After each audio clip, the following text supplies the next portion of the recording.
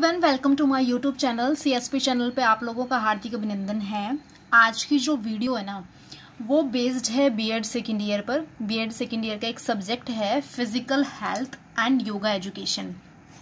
ठीक है, देखिए ये वीडियो आप लोगों के लिए बहुत हेल्पफुल रहने वाली है जो इस वीडियो को देखेंगे, क्योंकि आपको पता है कि जो बीएड में बच्चों ने एडमिशन्स लिए हुए हैं, ठीक है ना, तो वो बुक परचेज करते हैं। ठीक है, ऊपर से फिर क्या करते हैं, वो या तो 1 महीना पहले पढ़ना शुरू करेंगे, या फिर कुछ महानुभाव ऐसे होते हैं जो 15 दिन पहले पढ़ते हैं, और कुछ ऐसे इंटेलिजेंट बच्चे होते हैं जो पेपर से 1 दिन पहले ही पढ़ते हैं। ठीक है, तो ये उन बच्चों के लिए बहुत ही बेनिफिट होने वाली है जिनके पास ना तो बुक्स हैं और जो 1 महीना 15 दिन पहले या फिर जो है 1 दिन पहले पढ़ने वाले हैं। ठीक है, या फिर जो पढ़ने वैसे भी पढ़ेंगे उनके लिए तो हेल्पफुल रहेगी ही। ठीक है, क्योंकि इस वीडियोज में मैं आपको बताऊं, physical health and yoga education की बुक जो है उसमें अप्रॉक्सीमेट 200 से लेके 210 पेजेस के बुक है।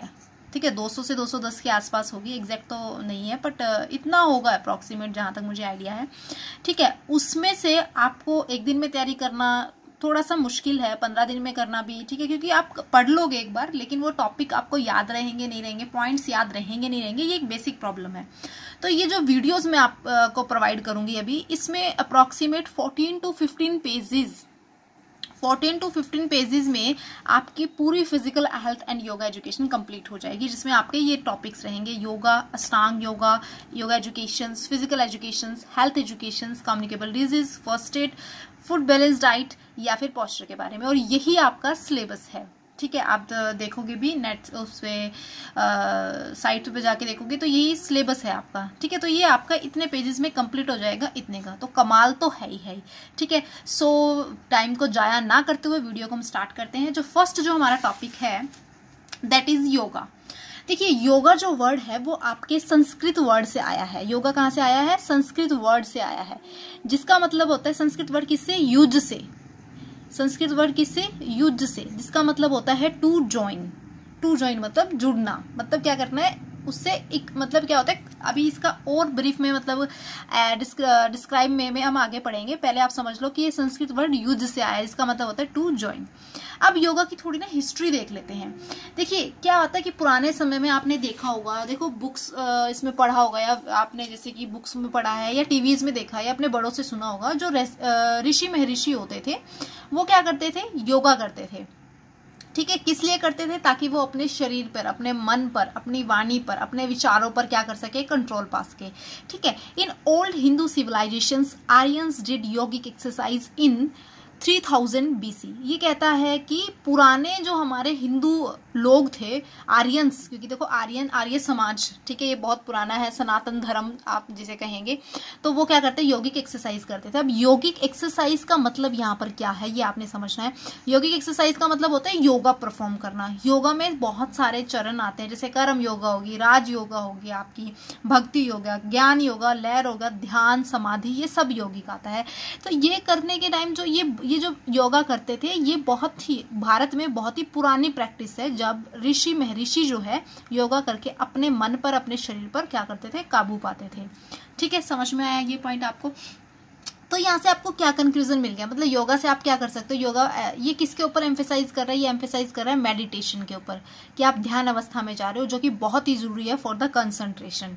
ठीक है, किसी चीज अभी फॉर एक कहने का अर्थ ये है, आप इस वीडियो को देखोगे, अब यहीं पे देख लो, आप इस वीडियो को देख रहे हो, यदि जिस बच्चे ने बिना स्किप किए हुए एक एक पॉइंट्स को अच्छे से समझा, जो मैं आपको बता रही हूँ, कंसंट्रेट करके आपने पूरे ध्यान से पूरी अपनी शक्ति जो है, अपना मतलब जो होता है माइंड ऑफ स्टेटस, प्रेजेंस जो है, ठीक है, वो मेंटली स्टेटस हो गया, फिजिकल स्टेटस, वो पूरा इस पे लगा दिया आपने। फिजिकली तो आप चलो प्रेजेंट हो गई, लेकिन मेंटली भी आप 1 मिनट 1 सेकंड के लिए भी आप मूव नहीं करोगे, दैट इज कंसंट्रेशन, जिसकी वजह से वो आपको पूरा क्या हो जाएगा? ग्रहण हो जाएगा। And development of perfect coordination between mind and body, जिसकी वजह से मन और शरीर के बीच में एक परफेक्ट मतलब क्या होता है? एक अच्छे से एक सहसहयोग संबंध बन जाता है। कहने का अर्थ ये होता है कि देखो मन होता है, मन क्या करेगा? अभी हमारा यहाँ पे है, थोड़ी देर के बाद कहेगा चलो अभी कुछ खाते हैं, ठीक है, गोलगप्पे खाते हैं, टिक्की खाते हैं। तो उन चीजों पे आपको क्या करना है? कंट्रोल करना है। ठीक है, मन कंट्रोल करना है, शरीर की एक्टिविटीज पे कंट्रोल करना, अपने विचारों पे कंट्रोल करना है।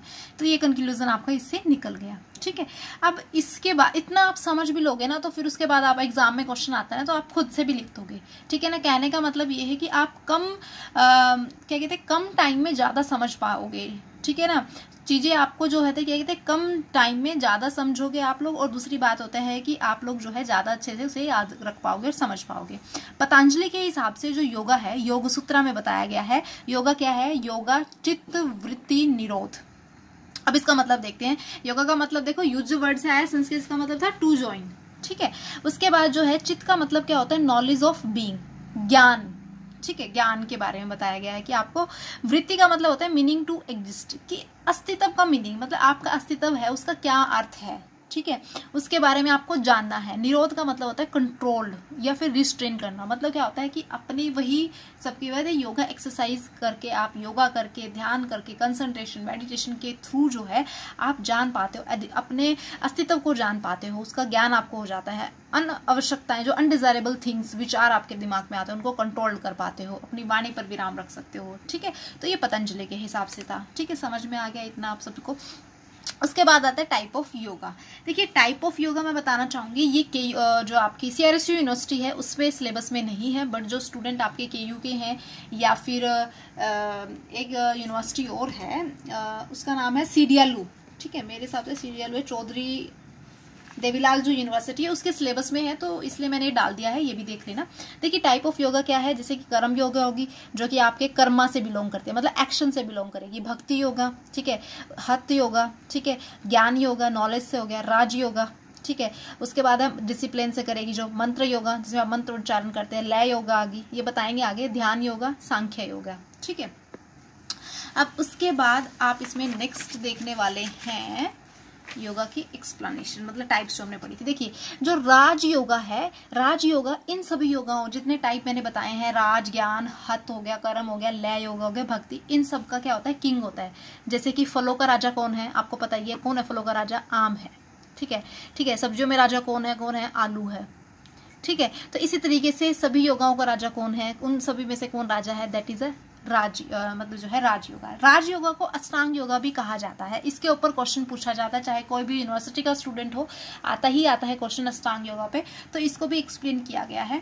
देखिए अष्टांग का मतलब क्या होता है, अष्ट मतलब 8, और अंग मतलब जैसे आप ये कह लो लिम्स, मतलब 8 स्टेप्स होते हैं आपको उस स्टेज तक जाने के लिए जहां पर एक जीवात्मा, एक इंडिविजुअल की सोल जो होती है वो परमात्मा सुपीरियम सोल से जाके जो होता है कनेक्ट हो जाती है।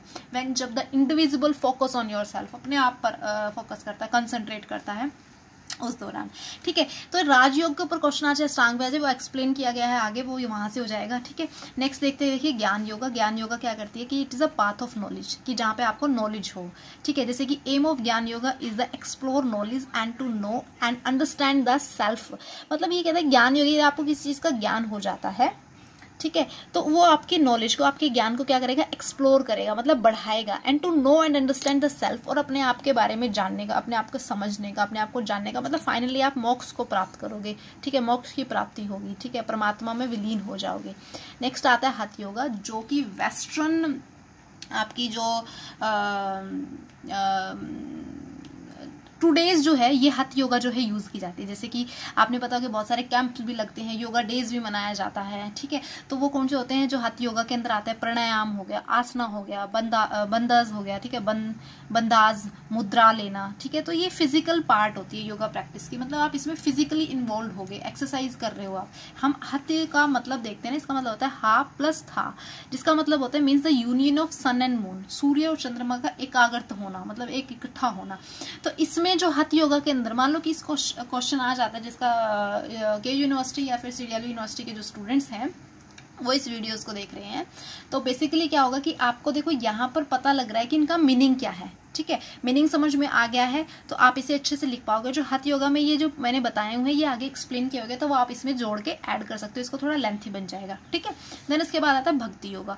भक्ति योगा क्या है, it is a path of devotion. भक्ति मतलब आप समझ रहे हो, वर्ड से इंडिकेट कर रहा है कि मतलब आपको पूजा पाठ इस तरीके से है। तो इसके कुछ 9 कितने हैं ये, 2 3 4 5 6 7 7 एस्पेक्ट्स हैं। किसके क्या मतलब है, देखो या तो आप जैसे किसी सत्संग में गए हुए या किसी कीर्तन में जा रहे हो तो उसको सुन के, ये भी एक भक्ति योगा ही है, ठीक है। चैंटिंग करके मतलब मंत्र का उच्चारण करके, भजन गा रहे हैं उसके पीछे पीछे उसको बोलना, उसको याद रखना, ठीक है, जो बातें कही गई हैं, जो ज्ञान की बातें होती हैं उनको रिमेंबर रखना, उनको अपनी लाइफ में यूज करना। सर्विस टू फिस मतलब सेवा करना, सेल्फिश डिवोशन मतलब ये होता है कि अपने आप को परमात्मा की तरफ पूरा का पूरा सरेंडर कर देना, ठीक है। फ्रेंडशिप मतलब होता है कि एक दोस्ती की तरह, मतलब एक मतलब ये होता है कि जहां पर किसी तरीके की कोई एनिमी ना हो, मतलब शत्रुता ना हो, किसी भी से क्या हो, शत्रुता ना हो, दुश्मनी ना हो, फ्रेंडशिप हो, ठीक है। आपको भक्ति की भूख होती है। तो कहने का अर्थ ये हो गया कि पाथ ऑफ डिविजन की आपको मूव करना है किसकी तरफ, आपको स्पिरिचुअलिटी की तरफ मूव करना है, अध्यात्म की तरफ मूव करना है। तो feeling of love to be everyone की हर इंसान के अंदर जो है वो क्या होती है, प्रेम की भावनाएं होती हैं, ठीक है। ये तो भक्ति योगा हो गया। उसके बाद अब नेक्स्ट देखते हैं इसके अंदर कर्म योगा। कर्म yoga is a path of action. Path of action क्या होता है, भागवत गीता के अंदर भगवान श्री कृष्ण ने भी कहा है, 18 अध्याय लिखे गए हैं, ठीक है। लॉर्ड श्री कृष्णा भी कहते हैं कि वो स्किल इन एक्शन की मतलब आप एक्टिविटीज में इन्वॉल्व होते हो, आप कर्म करते हो, ठीक है। कर्मा करोगे, लेकिन कर्मा कैसा करना है, अच्छा करना है, ये नहीं है कि आपको बैड करना है, तो वो भी योगा में ही इंक्लूड होता है, that is a Karma yoga, ठीक है। उसके बाद आता है लय योगा। लय योगा क्या होता है, specially attention paid to the psyche energetic expect of process, ठीक है। इसमें 9 डिफरेंट एस्पेक्ट्स होते हैं, इनके ऊपर फोकस किया गया है। देखो यम और नियम कोई मतलब जैसे कि कोई वो आसन वगैरह नहीं है किसी तरीके की, बट ये एक तरीके की क्या आती है, एक्सरसाइज नहीं है, एक्टिविटीज नहीं है, सॉरी ये कहना था मुझे, एक्सरसाइज एक्टिविटीज नहीं है, बट स्टिल ये एक तरीके का क्या है, आपके बिहेवियर में चेंजेस लेके आता है, कंट्रोल करता है, रिस्ट्रेन। इसको भी आगे एक्सप्लेन किया गया है, मैं वही बता रही हूँ कि आपको जिस हिसाब से क्वेश्चन आ रहा है ना, मतलब क्वेश्चन आएगा तो आप इसमें एडअप कर लेना, ठीक है। अब उसके बाद आते हैं इसमें 2 हैं, स्थिर क्रिया और सूक्ष्म क्रिया, प्रत्याहार, धारणा, ध्यान, लय क्रिया और समाधि। ये सारे के सारे आगे एक्सप्लेन किए गए हैं, तो आप वहां से इन चीजों को उठाना और इसमें ऐड कर देना, तो इसके टाइप्स जो है वो लेंथी हो जाएंगे और क्वेश्चन आपका कवर हो जाएगा, चाहे 4 मार्क्स में आता हो चाहे 16 मार्क्स में हो। स्थूल क्रिया का मतलब होता है रिसाइटेशंस ऑफ मंत्रा, ठीक है, मंत्रा का उच्चारण करना, उनको याद रखना, ठीक है। लय योगा का मतलब होता है लय के साथ, जैसे आप भजन गा रहे हो, ठीक है ना। उसमें सूक्ष्म क्रिया क्या होती है, experiencing the effect of the sound in the interior of the mind. For example जैसे कि आप ध्यान साधना भक्ति में बैठे, कहने का होता है कि आप थोड़ी देर के लिए अपने आप को 10 मिनट के लिए अकेला रूम में बहुत कहीं पे शोर शराबा ना हो वहां बैठ जाते हो, डेली आप रूटीन में वो चीज कर रहे हो, तो आपके ना अंदर कोई ना साउंड मतलब क्या होता है, एक ध्वनि का निरंतर जो है प्रवाह होता है, ठीक है। हर इंसान के शरीर में होता है, जब वो उस इंसान को तब सुनाई देता है जब वो अपनी बाहरी दुनिया से कांटेक्ट को खत्म कर देता है, मतलब विचलित नहीं होता है, तो उस दौरान वो उस ध्वनि के प्रभाव को महसूस करता है जो कि उसके मन में चल रही है, जो उसके शरीर में है।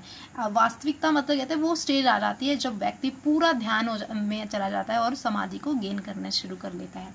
तो ये थी टाइप्स के बारे में, आई होप ये समझ में आया होगा, ठीक है। अब हम बात करते हैं, देखो पहले हमने मीनिंग समझ लिया योगा का, योगा की टाइप देख लिए, तो अब लेकिन उसके साथ साथ आपको डेफिनेशंस ऑफ योगा भी देनी है, ठीक है। तो डेफिनेशंस ऑफ योगा क्या है, अलग अलग मतलब जो है फिलोसोफर्स के हिसाब से अलग अलग है। जैसे कि श्री औरबिंदु जी ने कहा कि yoga is the way, yoga एक तरीका है जिसके द्वारा आंतरिक और बाहरी जो फैसिलिटीज हैं, मैन की प्रक्रियाएं हैं इंसान की, वो एक दूसरे से टोटली मिल जाती हैं, एंड उसके अंदर एक परिवर्तन आता है जिसके थ्रू वो भगवान की प्राप्ति करता है, वो मोक्ष की प्राप्ति करता है, ठीक है। वो मोक्षा की प्राप्ति करता है, मोक्षा की प्राप्ति करेगा, स्पेलिंग गलत हो गया, मोक्षा की, सॉरी, मोक्षा की प्राप्ति करेगा, ठीक है। उसके बाद जो है वेदांता है, ठीक है।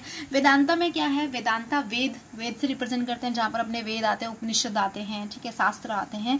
बाय डूइंग योगा करने के बाद जो इंडिविजुअल की सोल होती है वो सुपीरियम सोल, मतलब यहाँ सुपीरियम सोल क्या है, यहाँ का मतलब है गॉड, भगवान, परमात्मा की जीवात्मा जो है परमात्मा के साथ जो है मिल जाती है, यूनाइटेड हो जाती है, एक हो जाती है। लॉर्ड कृष्णा ने कहा कि स्किल इन एक्शन कर्मा कहलाता है, कि बिना स्वार्थ के आप काम करो, सेवा करो, ठीक है। उसके बाद होता है राधा श्री कृष्ण, जो सर्वपल्ली थे हमारे इंडिया के, राधा कृष्णा जी ने कहा it is an ancient way, बहुत ही पुराना तरीका है yoga, which leads man from darkness to the light, जिसकी वजह से इंसान जो है अंधेरे से लाइट में आता है। कहने का अर्थ ये हो गया, जिस तरीके से नॉलेज है, नॉलेज की डेफिनेशन आप क्या करोगे, नॉलेज क्या है। अब अलग अलग फिलोसोफर जो होते हैं, अलग अलग जो साइकोलॉजिस्ट होते हैं, वो अलग अलग डेफिनेशन देते हैं। बेसिकली नॉलेज क्या है, ज्ञान क्या है, जो इंसान को क्या करता है, डार्क से लाइट में लेके आता है, मतलब जिस तरीके से लाइट जला दी कमरे में तो अंधेरा था वो क्या हो जाता है, उजाला हो जाता है वहाँ पे। इस तरीके से आपको किसी वस्तु का ज्ञान हो जाता है। मान लो कि अभी 15 पेजेस की आप ये देख लोगे तो आपको पूरी physical health and yoga education का पूरा ज्ञान हो जाएगा। एग्जाम में क्वेश्चन कैसे भी आ जाए आप आंसर लिख देंगे, तो मतलब आपको क्या हो गया, उसका नॉलेज हो गया है। ठीक है, तो वो यही कहते हैं कि इट इज़ अ वे है, एक तरीका है जिसकी वजह से आप जो है अंधेरे से, आप इस संसार की जो भी बुराइयां हैं उसको जो होते हैं लेट गो करके आप जो है क्या करते हैं, लाइट की तरफ जाते हो, मतलब परमात्मा की तरफ जाते हो, मोक्ष को प्राप्त करते हो, अच्छे कामों की तरफ जाते हो। This all about definition of that.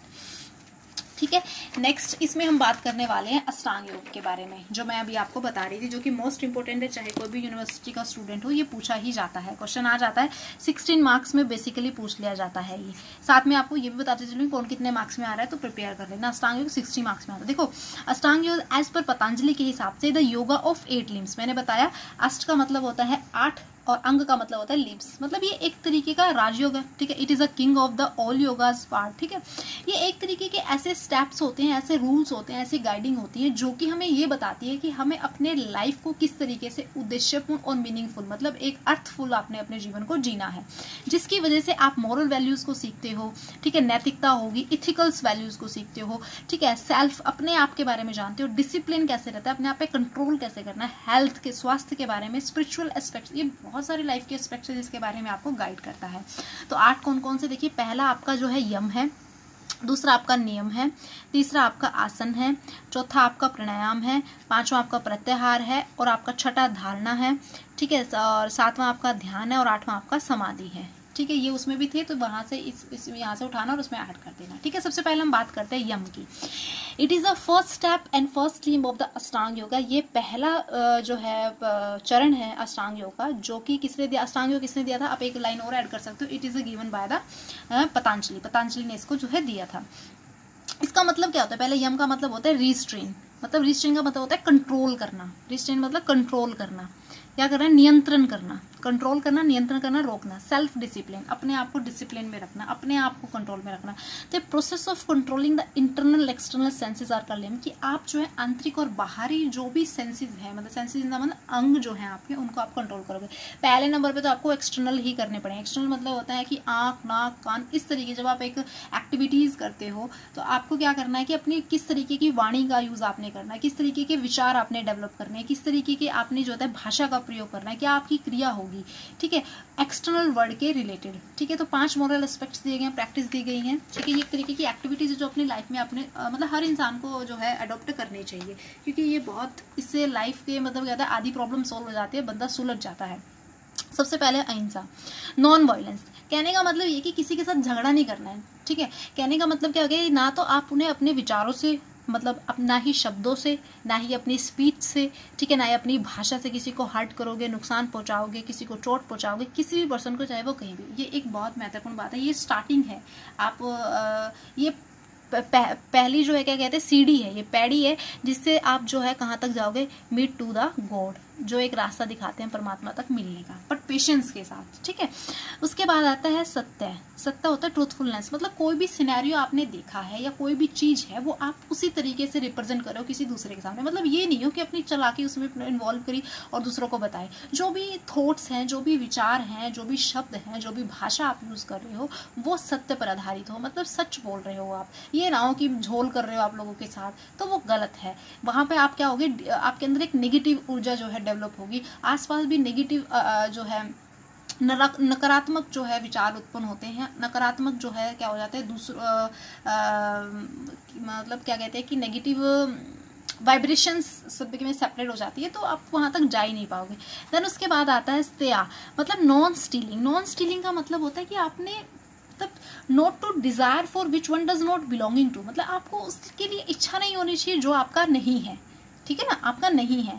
Don't greed for what is not earn by you, आप उस चीज के लिए लालच नहीं करोगे जिसके लिए आपने मेहनत नहीं करी, जिसके लिए जो आपने कमाया नहीं है। And not to be greedy of the other wealth and possession, और ना ही आप उसके लिए लालची करोगे, जेलस करोगे, ईर्ष्या करोगे दूसरों के धन को देख के, दूसरों की प्रोग्रेस को देख के, नहीं, बल्कि आपको जो दिया गया है, आप जो काम कर रहे हैं वो अच्छे से कर रहे हैं, संतुष्ट है, that is more important thing is this.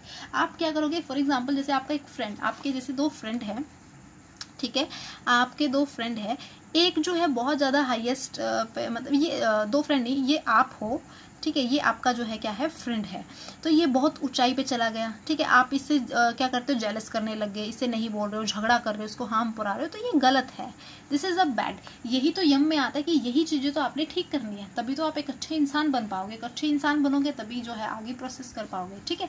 ब्रह्मचर्य का मतलब होता है सेलिबेसी या कॉन्टिनेंसी।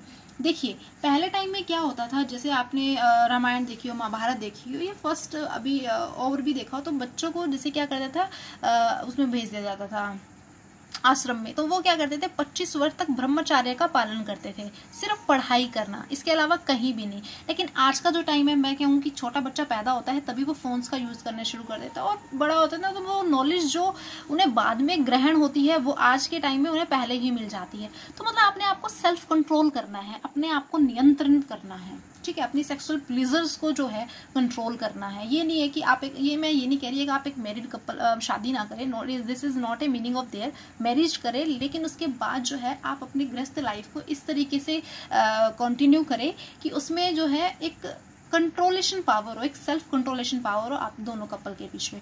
अपारग्राही का मतलब होता है नॉन कोविटनेस, मतलब गैर लालच, वही बात है, लालच नहीं करना है, जो एनीथिंग इज नॉट यूज्ड में नहीं है उसको लेट गो से जाने दो, मतलब समय के साथ जो रिस्पॉन्सिबिलिटियां जो हैं आप डिस्ट्रीब्यूट कर सकते हैं उन्हें डिस्ट्रीब्यूट करो, ये नहीं है कि ये मेरा मेरा मेरा नहीं, मैं, ऐसा कुछ नहीं है, ठीक है। नेक्स्ट आता है आपका नियम।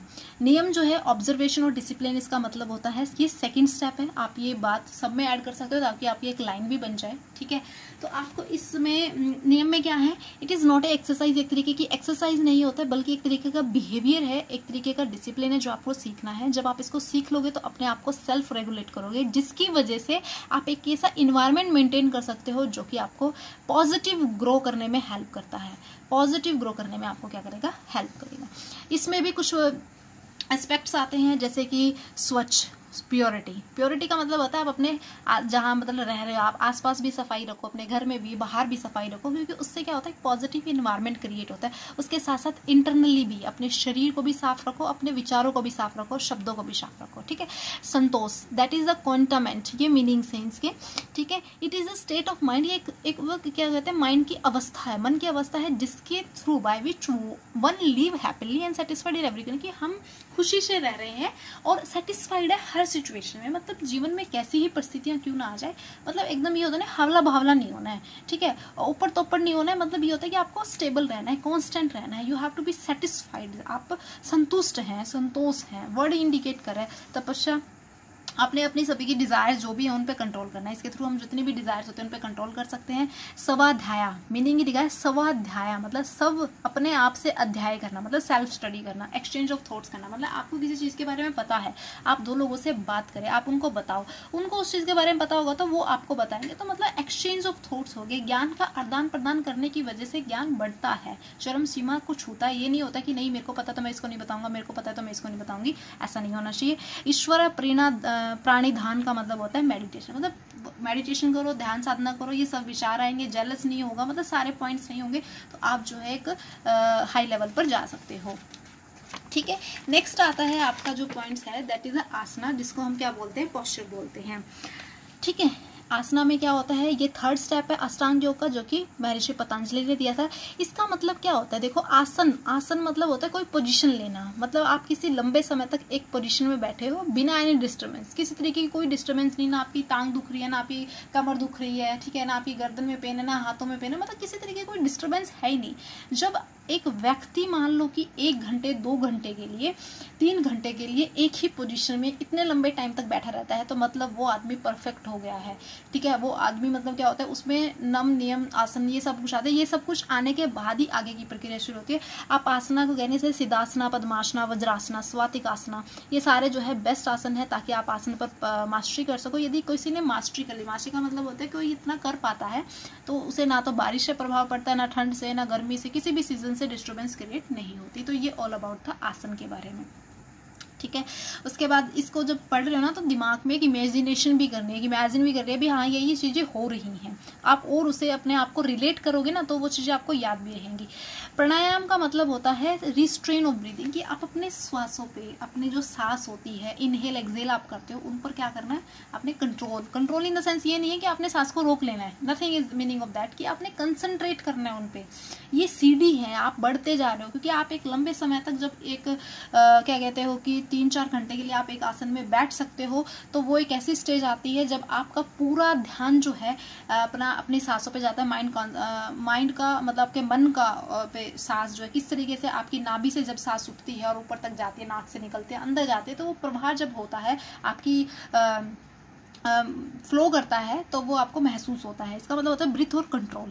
योगा ऑफ ब्रीदिंग विच है कंप्लीट इन 3 स्टेज। इनहेलेशन मतलब होता है कि आपने जो होता है क्या इनहेल करी, फिर उसके बाद सांस को रोकने के बाद एक्सहेल किया। पतंजलि के हिसाब से जो प्राणायाम है वो 3 प्रकार का है। एक होता है पुराका एंड रेचाका एंड कुकुम्बका, मतलब प्रोसेस ऑफ डीप इनहेलेशन, मतलब डीप इनहेलेशन करना है, सांस लेना है।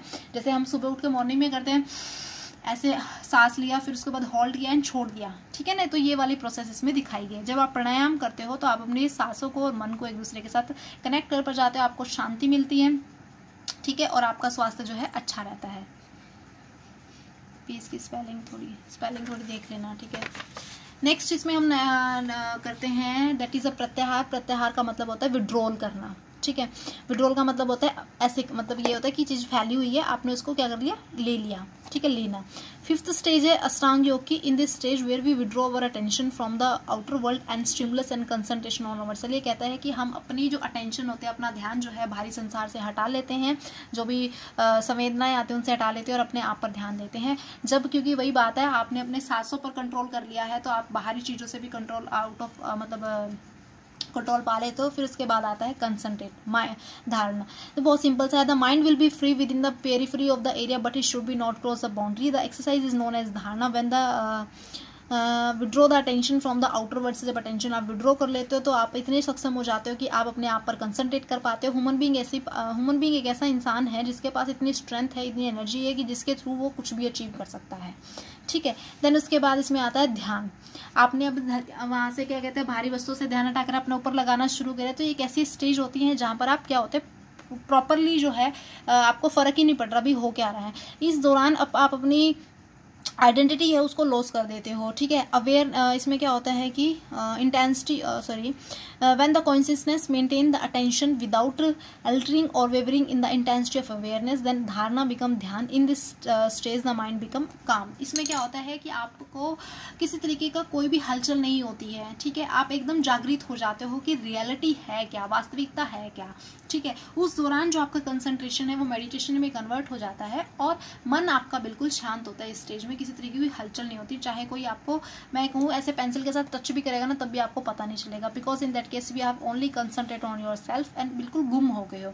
फाइनली स्टेज आती है, जब ऐसा आ जाता है तो समाधि होगी, आपने सब कुछ एब्जॉर्व कर लिया है। इस स्टेज में क्या होता है टू ब्रिंग, इसका समाधि का मतलब होता है टू ब्रिंग टुगेदर, एक साथ हो जाना। मर्ज मतलब मिक्स हो जाना। कौन मिक्स हो रहा है भाई, इसमें एक साथ कौन हो जाती है, इंडिविजुअल की सोल और परमात्मा जो सुपीरियम सोल होती है। पर्सन अपनी आइडेंटिटी को खो जाता है, जिस तरीके से क्या कहते हैं लॉर्ड शिवा, भगवान शिव की जब भक्ति की जाती है, भगवान शिव की जब भक्ति की जाती है तो इंडिविजुअल जो भक्त होता है वो अपने आप को पूरा समर्पित कर देता है और क्या कहता है कि ये जो है मतलब इट इज़ कहते हैं कि मर्ज हो गया, मतलब कंप्लीटली हो गया कि वो उसने अपने मतलब फाइनल गोल को अचीव कर लिया कि गॉड की प्राप्ति कर लिया, मोक्षा को प्राप्त कर लिया, ठीक है। तो ये सारे के सारे स्टेप्स थे आपके अष्टांग योग के बारे में, ठीक है।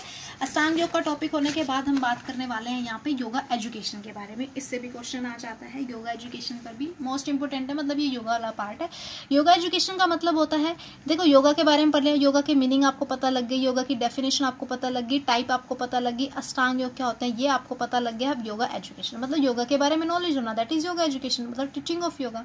देखिए ह्यूमन बीइंग जो होते हैं, जो मानव का शरीर होता है ना, वो 3 चीज़ों से मिलकर बना हुआ है। एक तो शरीर, एक मन और एक जो होता है आत्मा, देखिए जो शरीर होता है ना वो एक तरीके का मंदिर है जहाँ पर आपकी आत्मा रहती है, ठीक है, और मन जो है वो जगह है जहाँ पर बहुत सारे इमोशंस, ठीक है, पॉजिटिव नेगेटिव, किसी से जेलस होना, किसी से हैप्पीनेस, किसी से लव, इस तरीके की फीलिंग्स जनरेट होती है।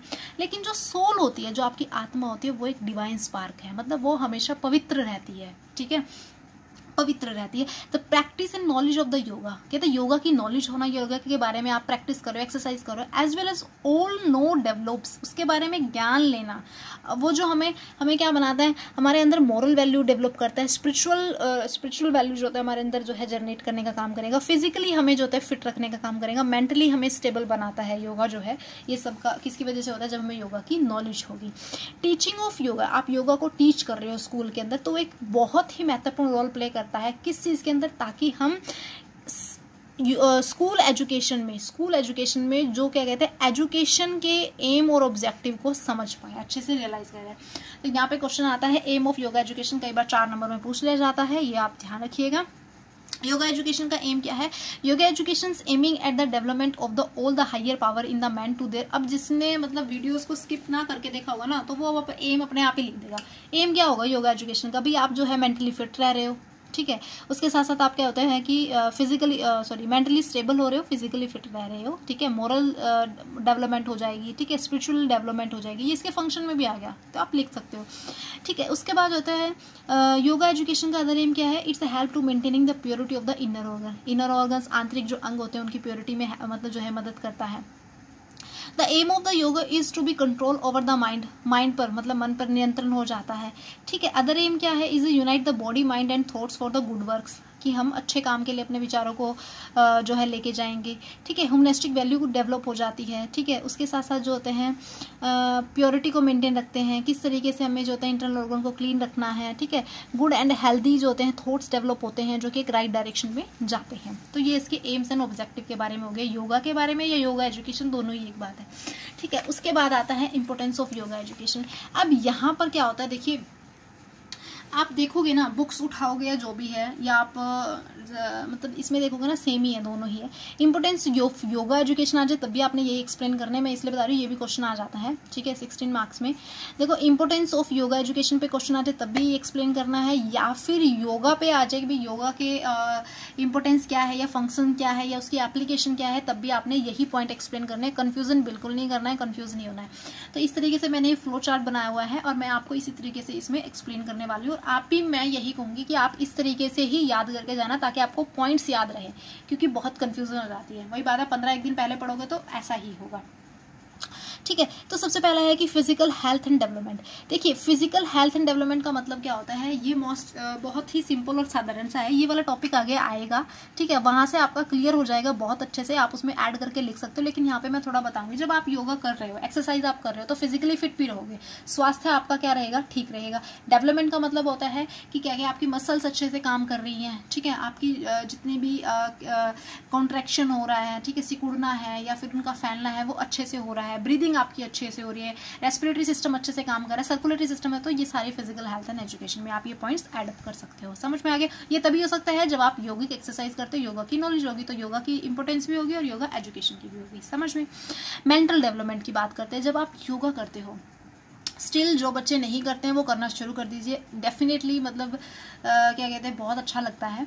मेंटली डेवलपमेंट का मतलब होता है जो काफ़ी डिप्रेशन में रहते हैं, फ्रस्ट्रेटेड रहते हैं, गुस्सा रहते हैं, वो योगा करनी शुरू करो। स्टार्टिंग में थोड़ा अजीब सा लगेगा, बट स्टिल धीरे धीरे आप देखोगे इंप्रूवमेंट, देखोगे 15-20 दिन में आप बिल्कुल काम रहने लगोगे। मेंटल स्टेबिलिटी का मतलब होता है आप डिप्रेशन नहीं रहेगा, आपको बिल्कुल काम रहोगे, पेशेंस आएगा, गुस्सा नहीं आएगा, ठीक है, अच्छे अच्छे थॉट्स डेवलप होंगे, तो मेंटली डेवलप करने में भी हेल्प करता है, ठीक है। सोशल डेवलपमेंट का मतलब होता है कि ह्यूमन बीइंग एक सोसाइटी में देखो रहता ही है, ठीक है, ह्यूमन बीइंग एक सोसाइटी में रहता है। जैसे कि मान लो कि आप एक कॉलोनी में रह रहे हो, आप ये आपका घर है, ये बहुत सारे घर हैं आपकी कॉलोनी में, ठीक है, तो ये एक तरीके की आपकी क्या होगी, एक सोसाइटी हो गई, राइट हो गया। तो वो सोशल डेवलपमेंट में भी हेल्प करता है, क्योंकि यदि एक इंसान आपका फिजिकली फिट रहेगा, ठीक है, मेंटली फिट रहेगा, स्पिरिचुअली है, कल्चर उसका अच्छा है, ठीक है, स्टेटस जो है उसका अच्छा है, उसको किसी तरह की कोई बीमारी नहीं है, दिखने में पर्सनालिटी उसकी अच्छी है, अपीयरेंस उसकी अच्छी है, मोरल मतलब अच्छा है, तो वो एक सोसाइटी की डेवलपमेंट में भी हेल्प करेगा, सोशल डेवलपमेंट में भी हेल्प करता है, ठीक है। तो उससे क्या कहते हैं, बाकी अदर भी सीखेंगे, जिससे पूरी सोसाइटी जो है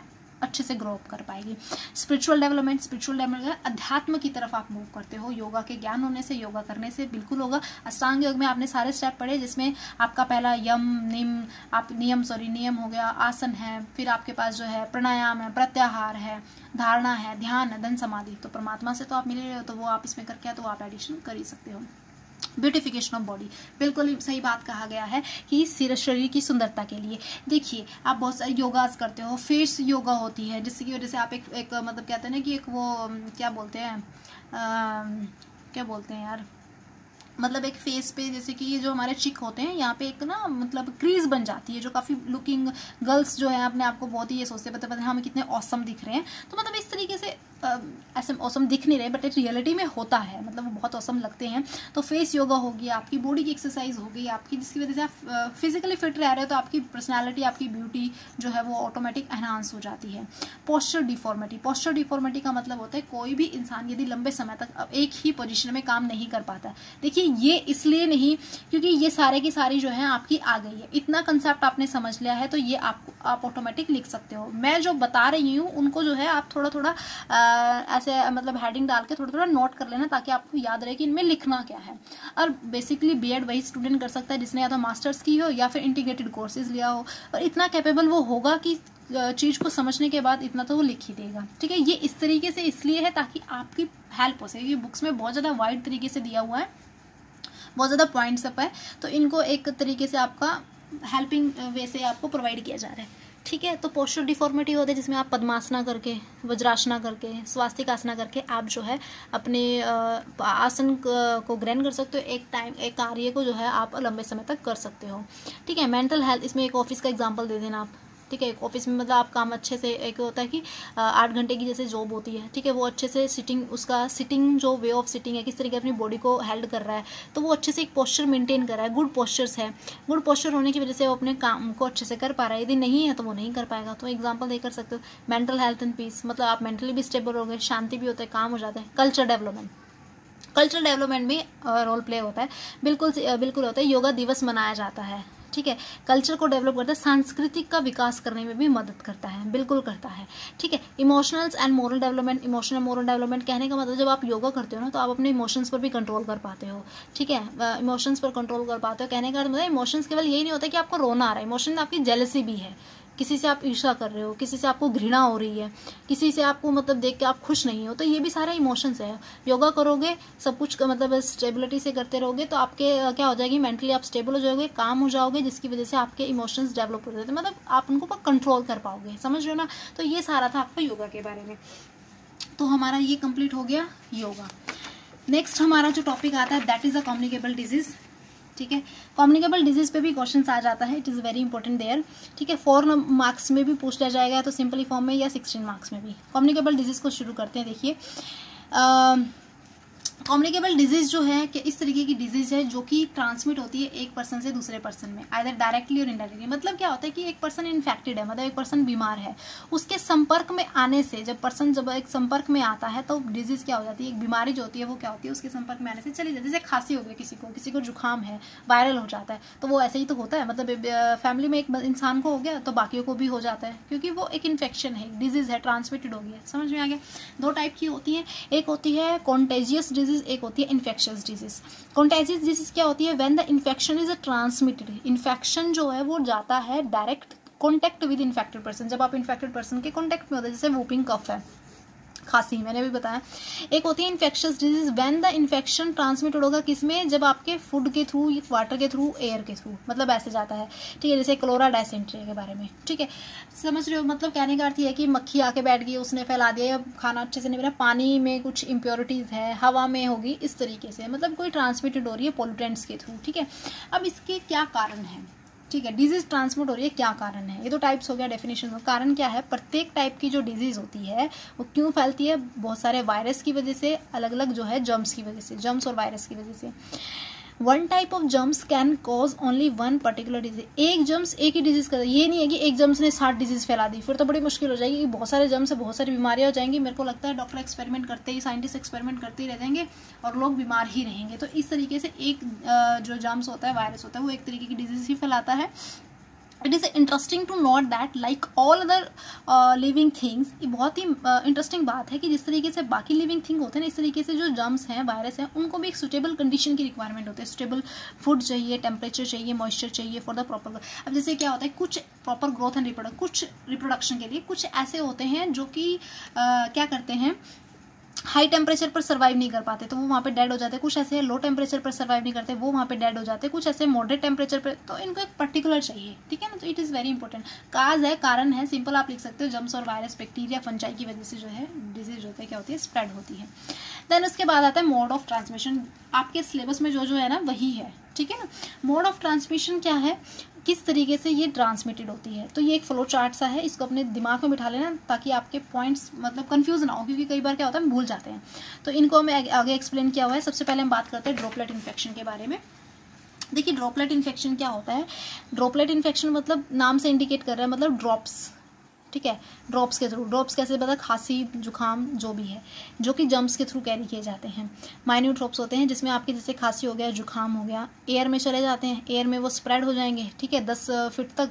उसके बाद जो पेशेंट है जो इसी से सफर्ड है और जो वो एयर में चले गए सारे के सारे, ठीक है, बाकी स्वस्थ पर्सन भी वहाँ पे घूम रहे हैं, वो इनहेल करेंगे उस एयर को, तो वो डिजीज़ वहाँ पे हो जाएगी। समझ में आ गया, ये बात बहुत सिंपल है। इससे कौन कौन सी प्रॉब्लम होती है, रेस्पिरेटरी ट्रैक्ट, सिंपल सी बात है। इससे शोषण वाली ही प्रॉब्लम होगी, मिसल्स होगी, इन्फ्लुएंजा, वोमिट, खांसी की होगी, जुकाम की होगी, वायरल की होगी, बुखार हो गया, ये प्रॉब्लम इसके अंदर हो जाएंगी। डायरेक्ट कांटेक्ट का मतलब होता है कि जब आप किसी डायरेक्ट कोई बीमार पर्सन है उसके डायरेक्ट कांटेक्ट में आते हो, जैसे कि कौन सी होती है, स्कैबीज और साइफिल्स, मतलब एसटीडी, सेक्सुअल ट्रांसमिटेड जो डिजीज होती है ना, वो वाली होगी। थ्रो कट इन स्किन, कई बार क्या होता है हमारे स्किन में कट लग जाता है, स्किन में कट लग जाने के बाद उसके ऊपर मक्खी वगैरह जम्स बन जाते हैं, ठीक है, वो इन्फेक्शन ट्रांसमिट करते हैं, जैसे कि लाइक ए टेटनस, ठीक है। देन उसके बाद आता है oral faecal disease. Oral faecal disease का मतलब होता है कि ये डिजीज आपकी कैसे फैलती है, इन्फेक्टेड फूड से, मतलब फूड इन्फेक्टेड है, आपका इन्फेक्शन है, काफ़ी दिन का भोजन पड़ा हुआ है, या फिर बाहर पड़ दे, उस पर मक्खी आके बैठ गई, ठीक है, कीड़ियाँ हो गया। वाटर है, डर्टी हैंड्स ऑफ द, मतलब आप खाना बना रहे हो, जो भी खाना बना रहा है रसोई में, उसने अच्छे से हाथ नहीं धोए हैं, तो जिसकी वजह से दस्त हो गया, ठीक है, भोजन नहीं पचेगा, टाइफाइड हो जाता है, फीवर हो जाता है, मतलब ये बीमारियां, पेट की प्रॉब्लम हो जाती है, ये होंगी। थ्रू इंटरमीडिएट जो होते हैं होस्ट, इंटरमीडिएट होस्ट का मतलब होता है कि कोई, मतलब ये होता है कि मान लो कि ये तो आपके पास वो बंदा है, स्वस्थ बंदा है, ठीक है, ये आपका एक कैरियर है और ये आपकी उस बीमारी को लेके आ रहा है, तो मतलब पहले ये इस पे आई फिर ये इधर गई, मतलब ऐसे, समझ रहे हो, मतलब यहाँ से वो इधर ट्रांसमिट हो रहा है। तो इंटरमीडिएट, ये इन्फेक्टेड पर्सन है, ये हेल्दी है, तो ये कैरियर का काम कर रहा है इसके थ्रू। तो देखिए when the disease transmitted through the intermediate host such as like, जिसमें क्या होता है आपके लाइस, फ्लीज एंड मॉस्किटो, मच्छर हो गए आपके, ठीक है, और आपकी जो मक्खी हो गई है, जू हो गई है, ठीक है। Mammals cause disease like a rabies वाली, जैसे रेबीज है, कुत्ता काट जाता है, ठीक है, मान ले कि एक क्या कहते हैं कि कुत्ता कई जगह मुंह मारता है, ठीक है, मुंह मारना का मतलब यहाँ पर क्या होगा, वो गंद में मारता है, ठीक है, अच्छी चीज मतलब मारता है, गंद में ही ज़्यादा मारता है, ठीक है, तो फिर वो उसकी किसी इंसान को काट दिया, वहाँ से जो भी इन्फेक्शन था वो उसमें ट्रांसफर कर दिया, तो ये डिजीज़ होगी आपकी, ठीक है। ब्लड सकिंग इंसेक्ट हो गए, जैसे कि आपके मलेरिया वगैरह होता है, फिलेरिया हो जाता है, मच्छर काट जाता है, तो ये भी तो कैसा ही है, मच्छर जैसे कि अब पहले जैसे मान लो कि इस पर्सन पे उसने काट दिया, फिर यहाँ से थोड़ा बहुत ब्लड लिया, ठीक है, फिर वो दूसरे मच्छर को काट रहा है, तो उस पर उसकी कोई डिजीज़ होगी, मान लो उसको, मान लो कि सेक्सुअल ट्रांसमिटेड कोई डिजीज़ है, ठीक है, तो वो उसको ट्रांसमिट हो जाएगी, तो इस तरीके से ट्रांसमिटेड हो जाती है। जेनिटल पासिस का मतलब होता है जो जेनिटल के थ्रू, मतलब सेक्सुअल सेक्स करते हुए, जैसे क्या बोलते हैं इसको, साइफिल्स, स्कैबीज होगी, सेक्सुअल ट्रांसमिटेड डिजीज होगी, ठीक है। तो ये मोड ऑफ क्या हो गया आपके ट्रांसमिशन हो गई, ठीक है। देन उसके बाद है कि आप कम्युनिकेबल डिजीज को कैसे रोकोगे, कैसे प्रिवेंट करोगे, ठीक है, 16 मार्क्स में क्वेश्चन आ जाता है। तो इसको रोकने के लिए सबसे पहले देखो ये कुछ पॉइंट्स दिए गए हैं, ये आप ध्यान से देख लेना इसमें।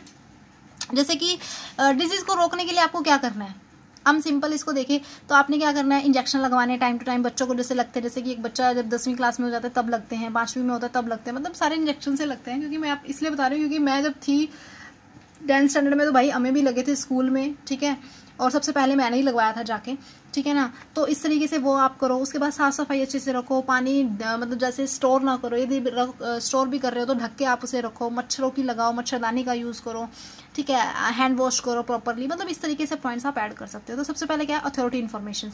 अथॉरिटी इन्फॉर्मेशन का मतलब होता है आप किसी सोसाइटी में रह रहे हो, कॉलोनी में रह रहे हो, तो उसमें आपको क्या करना पड़ेगा, आपने अपनी अथॉरिटी को जो है इन्फॉर्म करना पड़ेगा, तो जिसकी वजह से क्या करेगी वो अथॉरिटी जो है इमीडिएटली स्टेप लेगी, मतलब इमीडिएटली एक्शन लेगी और चेक करेगी स्प्रेड ऑफ दैट डिजीज, वो डिजीज बीमारी के फैलने के क्या कारण है, क्या मतलब कैसे उसे रोका जा सकता है, वो नोटिफाई करेगी, अवेयर कर देगी उसके सिम्टम्स को, उसकी प्रिवेंशन कैसे, हमें उसके सिम्टम्स क्या है, उसके प्रिवेंशन क्या है, उसके कॉन्सिक्वेंस क्या है। रेलवे स्टेशनों के बस स्टैंड पे सबको जो है अलर्ट कर दिया जाता है।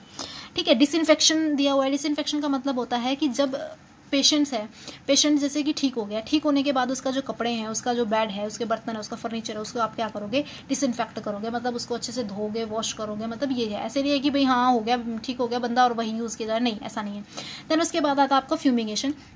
फ्यूमिगेशन का मतलब होता है कि आप जैसे पेशेंट ठीक हो गया है, ठीक है, पेशेंट ठीक होने के बाद उसके जो भी कमरा है, ठीक है, उसको आप क्या करोगे, फ्यूमिगेट करोगे। फ्यूमिगेशन का मतलब होता है गैशियस एजेंट होता है जो कमरे में पूरे में फैलाया जाता है, स्प्रेड किया जाता है। इसकी वजह से जो मच्छर होते हैं या कीट होते हैं, जो भी हैं, फ्लाइजेस वगैरह हैं या फिर कॉकरोच है, वो सारे के सारे मर जाते हैं। ठीक है, इम्यूनाइजेशन का मतलब होता है इम्यूनिटी सिस्टम से जुड़ा होता है।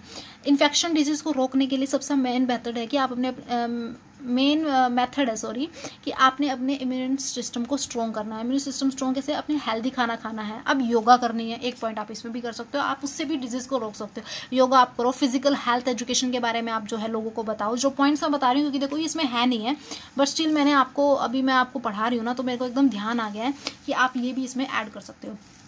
ठीक है, तो उसके बाद आता है, अभी बताऊंगी, एक मिनट को। गुड हाइजेनिक और सैनिटरी प्रैक्टिस, मतलब आपने जो होता है अपने आसपास सफाई रखनी है, अपनी भी सफाई रखनी है, अपने जो आर्टिकल्स है हाउस होल्ड के जितने भी घर के जितने सामान होते हैं, बर्तन होते हैं, उनको अच्छे से साफ करना है, अपने हैंड वॉश अच्छे से करने हैं, अपने टॉयलेट जाने के बाद फ्लश आउट अच्छे से करना है, फ्लश करना है वाटर को। ठीक है, तो ये कुछ मैंने एक्सप्लेन कर दिया है। और यहाँ पर क्या होता है, एक इम्यूनाइजेशन होगा, हाँ, आइसोलेशन ऑफ पेशेंट, मतलब एक पॉइंट आपके पास ये बन सकता है। क्वारंटाइन का एक अलग से पॉइंट दिया गया, सेग्रीगेशन, मतलब दोनों का ही मतलब ये सब तीनों का मतलब एक ही है कि आपने जो पेशेंट बीमार है उसको आपने अलग कमरे में आइसोलेट कर देना है। जब आप उस पेशेंट से मिलने जा रहे हो तो प्रॉपरली आपने क्या करना है, अपने आप को अच्छे से कवर करके जाना, उसे खाना देना। जब आप उसके रूम से बाहर निकलते हो तो अपने आप को जो है डिसइंफेक्ट करो, ठीक है, अपने आप को फ्यूमिगेट करो, अपने आप को मतलब क्या करो, कपड़े चेंज करो, हैंड वॉश करो, then you go to that healthy person के पास आप लोग जाओ। उसके बाद मैं क्या बता रही थी आपको, हाँ, इसमें आप ऐड कर सकते हो जैसे योगा करके भी आप डिजीज से फ्री रह सकते हो। फिजिकल हेल्थ की एजुकेशन, मतलब फिजिकल हेल्थ के बारे में आपको नॉलेज होनी चाहिए भी, कैसे आप अपने आप को फिजिकली फिट रखोगे तब भी आप कम्युनिकेबल डिजीज को रोक सकते हो। अच्छे से डाइट प्लान लेके, बैलेंस डाइट आपकी जो है अच्छी होनी चाहिए, डाइट अच्छी होनी, तो ये चीज़ आप इसमें जो है डाल सकते हो। इस तरीके से प्रिवेंशन कर सकते हैं। आई होप बहुत इजी है ये, ठीक है, जो बच्चे देखेंगे इस वीडियो को या देख रहे हैं। ठीक है, इसमें क्या करते हैं, वूपिंग कफ का मैं बता रही थी ना, कई बार क्वेश्चन क्या पता ये पूछ ले, सीआरएस यूनिवर्सिटी से जो स्टूडेंट्स है, एमडी से, उनसे तो नहीं, बट सीडीएलयू यूनिवर्सिटी का पैटर्न जो है कुछ ऐसा हो सकता है कि वो ये पूछ ले कि भाई आप जो है कम्युनिकेबल डिजीज को एक्सप्लेन करो। तो मैंने एक बता दी है, वो देख लेना यहाँ से। वूपिंग कफ ये किसकी वजह से होती है, बताया था, ड्रॉपलेट इन्फेक्शन की वजह से, जम्स की वजह से, डायरेक्ट कॉन्टैक्ट की वजह से। सिम्टम क्या है, जब मतलब मान लो किसी को खांसी हो गया है, क्या क्या दिखता है, फेस रेड हो जाएगा, सांस बहुत जल्दी फास्ट लेगा, उसकी आवाज़ कैसी हो जाएगी, बहुत मोटी हो जाती है, अजीब सी हो जाती है, वूपिंग लाइक विस्लिंग की तरह। ठीक है, इसका इंक्यूबेशन भी कब तक रहता है, देखो हम कितनी दवाई क्यों ना ले लें, लेकिन ये रहता है 10-15 दिन के लिए, तो एवरेज कितना हो गया, 6 से 18 डेज तक इंक्यूबेशन पीरियड हो गया।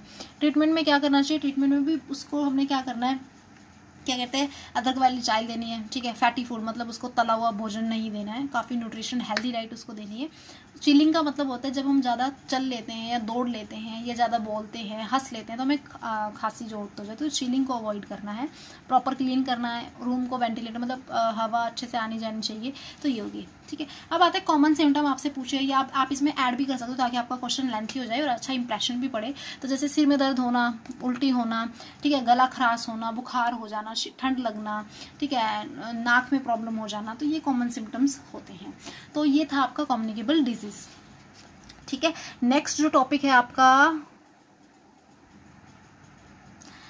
फर्स्ट एड है, आपका नेक्स्ट टॉपिक, क्योंकि इसके बारे में हम लोग देखेंगे अभी। ठीक है, तो फर्स्ट एड में क्या है, देखिए फर्स्ट एड क्या है, it is a immediate and temporary aid given to the victim of accident और sudden illness before medical help is obtain. देखिए फर्स्ट एड क्या है, एक तरीके से फर्स्ट नाम इंडिकेट करे, फर्स्ट मतलब पहले, एड का मतलब होता है हेल्प दे रहे हो। ठीक है, पहले का मतलब होता है कि देखो आपको घर पे फीवर हो जाता है, आपकी मम्मी क्या करती है, पैरासीटामोल की आपको दवाई दे देती है, तो वो फर्स्ट एड ही तो है। ठीक है, और मम्मी दे रही है तो वो क्या है, फर्स्ट एडर है। मम्मी क्या है, फर्स्ट एडर है। ठीक है। उसके साथ साथ जैसे कि मान लो कि चोट लग जाती है, चोट लगने पर सरसों का तेल लगा देते हैं, उसके ऊपर ज़्यादा नहीं लगे, मतलब थोड़ा सा जैसे ये हो जाती है ना, मतलब ऐसे घिसीट लगी है तो सरसों का तेल लगा देते हैं, वो भी एक फर्स्ट एड ही है, ठीक है। तो एक तरीके से आप अचानक से एक जो ट्रीटमेंट दे रहे हो, ठीक है, तब दे रहे हो जब तक आपको डॉक्टर की हेल्प नहीं मिलती, that is a first aid, ठीक है। जब क्या करते हैं कि इसमें जो फर्स्ट एड आया था वो 1877 में आया था, ठीक है। इसमें क्वेश्चन अभी मैं आपको बताऊं, रिसेंटली अभी जो ये पेपर हुए थे 2022 में जब पेपर हुए थे, इसमें पूछा हुआ है scope of first aid. First aid के स्कोप के बारे में क्वेश्चन आया हुआ था 2022 में, 16 नंबर में क्वेश्चन आया हुआ था। फर्स्ट एड क्या होते हैं, इसके स्कोप क्या होते हैं, ठीक है, और इसकी इंपॉर्टेंस क्या है, इस पे क्वेश्चन था। तो ये देखो अभी यहाँ देख लीजिए स्कोप क्या है फर्स्ट एड के। पहला स्कोप जो है अभी यहाँ पर आपको दिख रहा होगा, मैंने लिखा हुआ है scope of first aid comma and duties, ठीक है, दोनों ही हैं ये, ठीक है, बताऊंगी, लेकिन कितना स्कोप लिखना है वो बता देंगे। पहले सबसे पहले आपने क्या करना है, सिचुएशन को अंडरस्टैंड करना है।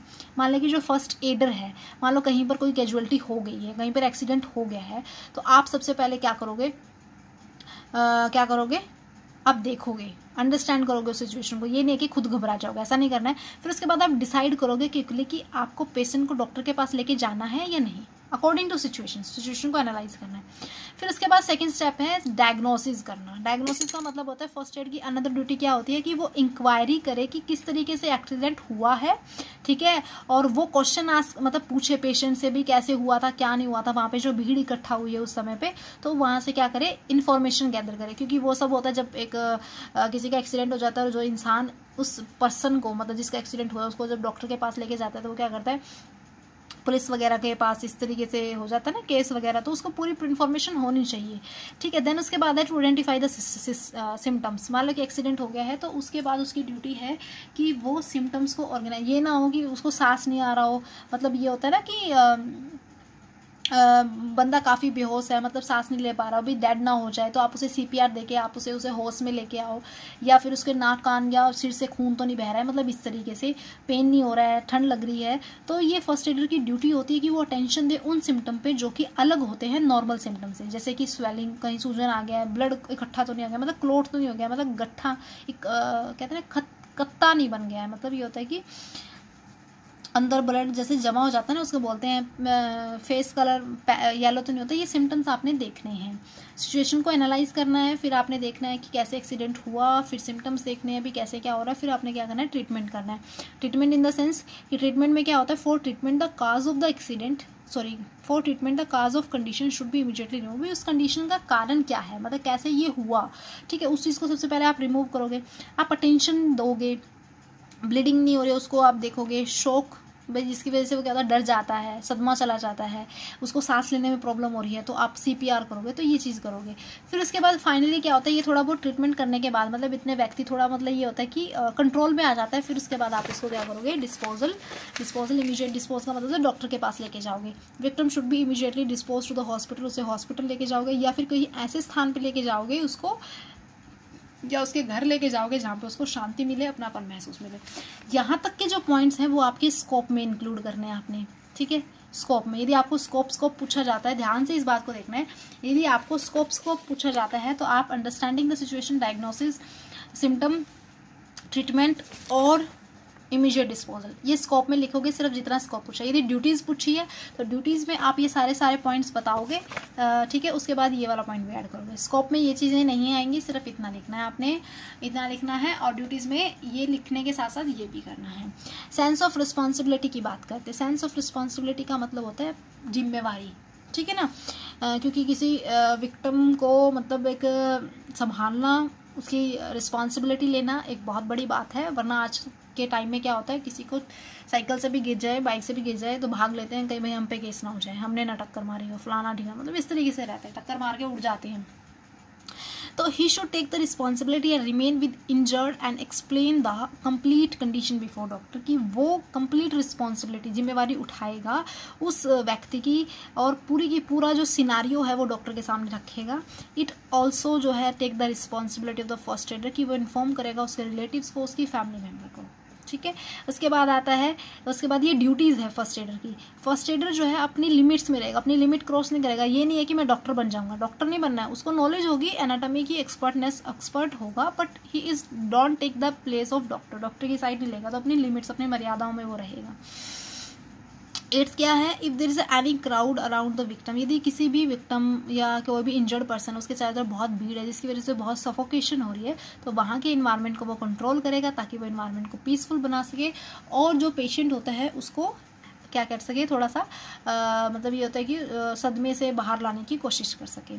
अदर ड्यूटीज़ क्या होती है, अदर ड्यूटीज़ होती है कि वो अपने बिहेवियर को स्वीट रखे, बहुत ही नरम रखे, बहुत ही फ्रेंडली से बात करे, ताकि वो पेशेंट के फेथ को, उसके विश्वास को जीत पाए। वो घबराए ना कि उसे कहे कि तुझे कुछ नहीं हुआ, सब ठीक हो जाएगा, all is okay, everything is okay, हो जाता है, सब ठीक हो जाएगा, ठीक है। इस तरह की बातें करके आप उसको जो है मोटिवेट करो। Completely willing of the first adder, completely जो है उसकी इच्छा होनी चाहिए फर्स्ट एडर की, ये ना हो कि भाई हाँ एक लोगों को दिखाने के लिए भी हाँ मैं एक इसकी हेल्प कर रहा हूँ, पर बस ना तो उसकी फैमिली को इन्फॉर्म किया, ना उसको डॉक्टर को दिखाया, बस वहाँ से उठाया और वहाँ रख दिया, ऐसा नहीं होना चाहिए।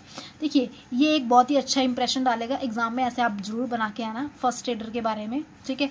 फर्स्ट एडर क्या होता है, first that is fast in action, ठीक है, जो अपने एक्शन काम है। और यहाँ से क्या हो जाता है, यहाँ से ये क्वालिटीज़ भी बन जाती है, क्वेश्चन बन जाएगा है आपके टॉपिक में, qualities of the first adder. First adder की क्वालिटीज़ क्या होती है कि जो फर्स्ट एडर का क्या गुण होने चाहिए कि वो अपने काम में बहुत फास्ट होना चाहिए, इमीडिएटली वो सिचुएशन को हैंडल कर सके, उसके पास वो सारे के सारे रिसोर्स होने चाहिए, सोर्स होने चाहिए, जिसकी वजह से वो एक विक्टिम को, इंजर्ड पर्सन को जो हेल्प पहुँचा सके। अपने नेचर में स्वीट होना चाहिए, स्मार्ट होना चाहिए, टॉलरेट पावर होनी चाहिए, ठीक है। उसके साथ साथ जो होता है एड्रॉइटनेस होना चाहिए, इंटेलिजेंस होना चाहिए, डिसिप्लिन होना चाहिए, इमोशनली भी होना चाहिए एंड रिस्पॉन्सिबल भी होना चाहिए। समझ में आ रहा है आप लोगों को, ये बात क्लियर हो रही है? अब देखिए नेक्स्ट, अभी मैंने बताया ना क्वालिटीज़ ऑफ फर्स्ट एडर, तो आप वो एक चार्ट फ्लो याद कर लोगे ना, उससे आपको उसकी क्वालिटीज़ भी और उसकी ड्यूटी भी दोनों ही हो जाएगी। देखिए फर्स्ट एड के बारे में सीखना, फर्स्ट एड को सीखना, ये हर इंसान की एक रिस्पॉन्सिबिलिटी है, सिविक रिस्पॉन्सिबिलिटी है, बहुत इंपॉर्टेंट है। तो क्या क्या क्वालिटीज़ होनी चाहिए, अभी जो मैंने बताई है वही है। वो अपने आप पे एक तो सेल्फ कंट्रोल होना चाहिए, काम होना चाहिए, पेशेंस होना चाहिए, expert, sweet, must be resourceful, skilful, tactful, वही बात है, पेसफुल, डिसीजन मेकर होना चाहिए, इंटेलिजेंट, बहुत ईजी। इस तरीके से आप, हाँ एक बात और, आप इस तरीके से जो है फ्लो चार्ट भी बना सकते हैं, ठीक है। उसके बाद आता है कैरेक्टरिस्टिक्स या प्रिंसिपल ऑफ फर्स्ट एड, ठीक है। कैरेक्टरिस्टिक और प्रिंसिपल ऑफ फर्स्ट एड जो कि पूछा गया था, मैं बता रही थी ना, 16 मार्क्स में आया था ये पूरा फर्स्ट एड का टॉपिक। मैं आपको ये कह रही हूँ बुक्स में बहुत ज़्यादा मिलेगा। अब आप ये देखो कि आपका 1.5 पेज के अंदर सारे के सारे पॉइंट्स, मतलब जितने टॉपिक्स है वो भी कंप्लीट हो गए और लिखा भी जाएगा। कहने का अर्थ है कि कम टाइम में आप ज़्यादा सीख पा रहे हो। और दूसरी बात ये है कि आपको देखो कम, भले ही मटेरियल कम मिला हो, पर नॉलेज आपको ज़्यादा मिल रही है, मतलब कम शब्दों में आप ज़्यादा समझ पा रहे हो उस चीज़ को, और वो चीज़ आपको याद भी रहेगी, एग्जाम में आपके टाइम को भी सेव करेगी और एग्जाम जो है कंप्लीट भी हो जाएगी, क्योंकि 1.5 घंटे का पेपर होता है, ठीक है। इतना ज़्यादा ना तो आप याद रख पाओगे, ना वहाँ पे लिख पाओगे, इसलिए कन्फ्यूज़न नहीं होगी, ना अच्छे से कर पाओगे। तो पेपर को इतना करो कि वो अच्छे से हो जाए आपका मटेरियल को। देखिए क्या कैरेक्टरिस्टिक है कि एक तो डॉक्टर की रिस्पॉन्सिबिलिटी ना ले, डॉक्टर का प्लेस ना ले, उसे जो होता है ABC की नॉलेज हो, ठीक है, एयरवे की, ब्रीदिंग की एंड सर्कुलेशन की, ठीक है। Watch and record any change in the condition of casualty, मतलब जहाँ पर एक्सीडेंट हुआ था, जो भी हुआ था उसको ध्यान में रखे, उसका रिकॉर्ड बनाए यदि कोई सिचुएशन में चेंज आया है, ठीक है।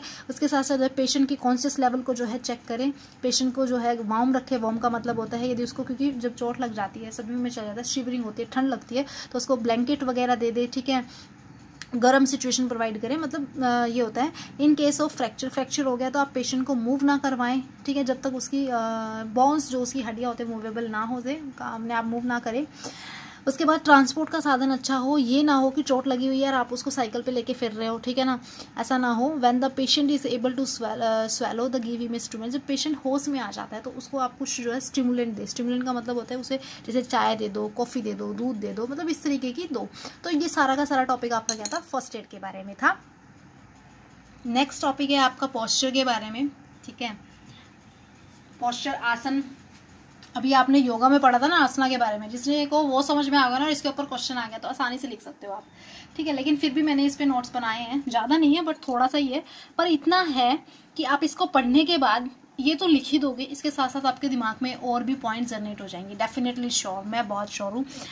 4 नंबर में कई बार पूछ लिया जाता है, ठीक है, और 16 नंबर में पूछा जाता है, ऐसा नहीं है 16 में पूछा जाता है। लेकिन क्या होता है कि एक मतलब सिंपल ये पूछ ले रहे हैं 4 नंबर में कि इंपॉर्टेंस ऑफ गुड पोस्चर क्या है। 4 नंबर में कुछ इस तरीके से कंप्लीटली उसमें भी आ जाता है, ठीक है। उसके बाद आता है देखिए पोस्चर क्या है, इट इज़ अ वे, एक तरीका है जिसमें पर्सन किस तरीके से अपने आप को, अपने शरीर को हैंडल कर रहा है, अपने आप को होल्ड कर रहा है। मतलब एक लंबे समय तक वो किसी एक पोजीशन में बैठ सकता है, आसन वाला बिल्कुल सेम टू सेम, ठीक है, नो कोई चेंज नहीं है।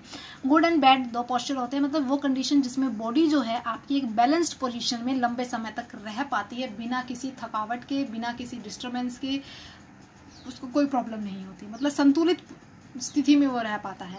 बैड पोस्चर में क्या होगा, जो कि नहीं रह पाता है, ठीक है। Which is not held in balance position for a long period of time without feeling of fatigue, उसे थकान होगी, क्योंकि उसमें क्या होता है पोस्चर डिफॉर्मिटीज। याद आया कुछ, पोस्चर डिफॉर्मिटीज, पोस्चर डिफॉर्मिटी समझ में आ रहा है ना, तो वहां से हो जाएगा ये भी, ठीक है। एग्जाम्पल भी आप ऐड कर सकते हो, ऑफिस वाला एग्जाम्पल दे लो, या स्कूल में आप बैठे हो, या टीचर हो उसका एग्जाम्पल आप दे सकते हो, मतलब बहुत सारे एग्जाम्पल आप ऐड करके इस क्वेश्चन को एनहांस कर सकते हो।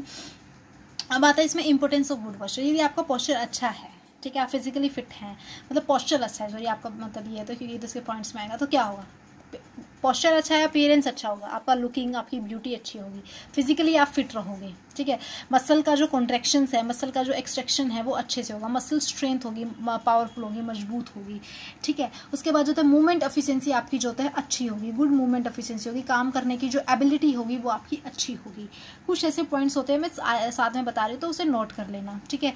स्पिरिचुअल वैल्यू, स्पिरिचुअल वैल्यू भी अभी आपको बताया गया था, आसना जिसने ग्रहण कर लिया फिर उसके बाद वो स्पिरिचुअलिटी की तरफ जा ही सकता है, क्योंकि जब एक इंसान काम की बात नहीं हो रही, यहाँ पर होता है कि भक्ति कर रहे हो जो भी है, जैसे कि आप, फिर उसके बाद क्या आता है प्राणायाम, प्रत्याहार, धारणा, धारण, ध्यान जो है, फिर उसके बाद समाधि, तो स्पिरिचुअलिटी वैल्यू भी डेवलप होती है यदि आपका पोस्चर अच्छा है। तो पोस्चर अच्छा है तो फिजिकल फिटनेस है, आपकी अच्छी बैलेंस डाइट होगी, ठीक है, बैलेंस डाइट आप अच्छी ले रहे हो, आप योगा कर रहे हो, तो जिसकी वजह से आपकी हेल्थ को मेंटेन करके रखता है, गुड हेल्थ होती है, आपके स्वास्थ्य अच्छा रहता है, ठीक है। उसके बाद इकोनॉमिकल वैल्यू भी आपकी एनहांस होती है, इकोनॉमिकल वैल्यू में भी एक रोल प्ले करता है, क्यों, क्योंकि आप एक अच्छा काम, अच्छे पोस्चर है आपका, तो आप लंबे समय तक किसी एक जॉब को कर सकते हो। मान लो कि आपको एक 8 घंटे की ड्यूटी जो है प्रेफर की गई, 10 घंटे की ड्यूटी प्रेफर की गई, या खेतों में जब हम काम करते हैं तो वो अपने अर्न लिवलीहुड, जिसकी वजह से वो अपनी फैमिली की रिस्पॉन्सिबिलिटी लेने के लिए काबिल हो जाता है, तो इकोनॉमिकल वैल्यू में भी ये महत्वपूर्ण रोल प्ले करता है।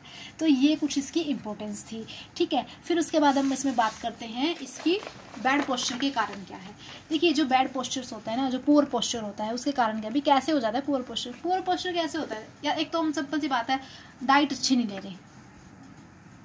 ले रहे, दूसरा उसके बाद हम टाइम पे सो नहीं रहे, स्लीपिंग अच्छे से नहीं रही, हम ड्रग्स ले रहे हैं, ठीक है, हम लोग क्या करते हैं, स्मोकिंग कर रहे हैं, तंबाकू खा रहे हैं, ठीक है, फर्नीचर हमने प्रॉपर यूज़ नहीं किया था, मतलब इस तरीके की टेबल कुर्सी नहीं है। मतलब ये होता है जब हम पढ़ते हैं तो हम टेबल ज़्यादा नहीं, जो जिस पे गर्दन पर ज़्यादा असर पड़ता है, आंखों पे ज़्यादा असर पड़ता है, मतलब बैलेंस वे में होना चाहिए। चेयर ऐसी होती है कि हमें गर्दन और हमारे सिर को स्पॉट नहीं मिल पाता, ठीक है। उसके बाद जो होता है आपके पास आपका प्रोफेशन कुछ ऐसा है, मतलब प्रोफेशन भी डिपेंड करता है, आप अच्छे से कपड़े, फैशन आपका जो है वो ढंग से, मतलब ये होता है बहुत ही टाइट कपड़े आपने पहन लिए या बहुत ही लूज कपड़े आपने वियर कर लिए हैं, तो वो भी एक आपके पोस्चर को, पर्सनैलिटी को, लुक, अपीयरेंस को अच्छा नहीं दिखाता, फिजिकल फिटनेस को रिमूव कर देता है, काम का बहुत ज़्यादा बर्डन है। सिंपल सी बात है, ऐसा ना हो कि भाई आप 12 घंटे काम कर रहे हो और रेस्ट ही ना हो, तो ओवरलोड है कि लाइफ में सब कुछ जरूरी है। खाना खा लिया आपने, ओबेसिटी मतलब होता है मोटापा, खाना आपने खा लिया, खाना खाने के बाद आप क्या कर रहे हो, टहल नहीं रहे हो, फटाफट आप क्या हो गए, सोफे पे लेटे या बेड पे बैठे अपना टीवी दिखाया और सो गए, नहीं, this is not a good. तो वो भी एक आपके पोस्चर को, पेट निकल आता है, ठीक है, और फिर उसके बाद और भी बीमारियां हो जाती है, ठीक है। यूज ऑफ हैवी, अब बच्चे स्कूल जाते हैं तो उनके मतलब क्या होता है, बैग हैवी कर दिए जाते हैं, ठीक है। स्टैंडर्डाइज में उनकी जो क्या होता है, बैग की जो स्ट्रिप्स होती हैं, जिसकी वजह से वो क्या करते हैं, आपके शोल्डर्स पर एक इफेक्ट डालती है, जैसे सर्वाइकल की प्रॉब्लम्स होती है, जो हो जाती है। आप एक और, मैं आपको, मेरे को दिमाग में आ गया, जब हम सोते हुए कुशन लगाते हैं, तकिया लगाते हैं, ठीक है, तो एक तो हार्ड वाला तकिया होता है, एक बहुत ही सॉफ्ट होता है, तो बेसिकली सॉफ्ट वाला यूज करना चाहिए, हार्ड नहीं करना चाहिए, सर्वाइकल की प्रॉब्लम होती है इससे भी। और एक और क्या होता है, जो मोस्ट ऑफ लेडीज या लड़कियां होती है वो अपना जूड़ा बना लेती है, बन बनाने के बाद जो होता है लेडीज कहते हैं ये मेरे तकिए की तरह काम करेगा, लेकिन नहीं करना चाहिए, क्योंकि जब वो बन बनाती है, तो मैं आपको बता देती हूँ, जो आपकी ये आपकी जो गर्दन होती है, इसके साइड में जो रिब्स है, और ये है आपकी रिब्स नहीं कहूँगी, सॉरी, यहाँ पे आपकी जो बोन्स होती है, क्योंकि रिब्स आपकी इधर होते हैं ना, फ्रंट में, गलती हो जाती है, कोई बात नहीं। तो यहाँ पे क्या होता है, जो बोन्स होती है, और आपका जो ये हिस्सा होता है, तो जो जोते बोलते हैं नॉर्मल लैंग्वेज में, उनमें क्या हो जाती है, फर्क पड़ जाता है, ठीक है, जिससे भी सर्वाइकल की प्रॉब्लम होती है, ये भी आप ध्यान रखेंगे।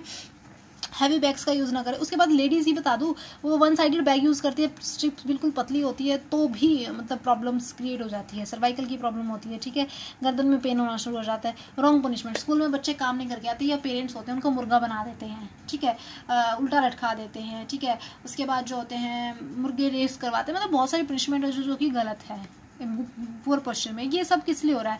क्योंकि आपको नॉलेज प्रॉपर नहीं है। सम टाइम डिफॉर्मिटीज़ कब आ जाती है? या किसी एक्सीडेंट के थ्रू, मतलब जो होते हैं उसका पोस्चर ऐसे हो गया है, ठीक है, या फिर वीक कोई सेंसेस उसका अच्छे से काम नहीं कर रहा है ऑर्गन, या किसी बीमारी की वजह से, ठीक है।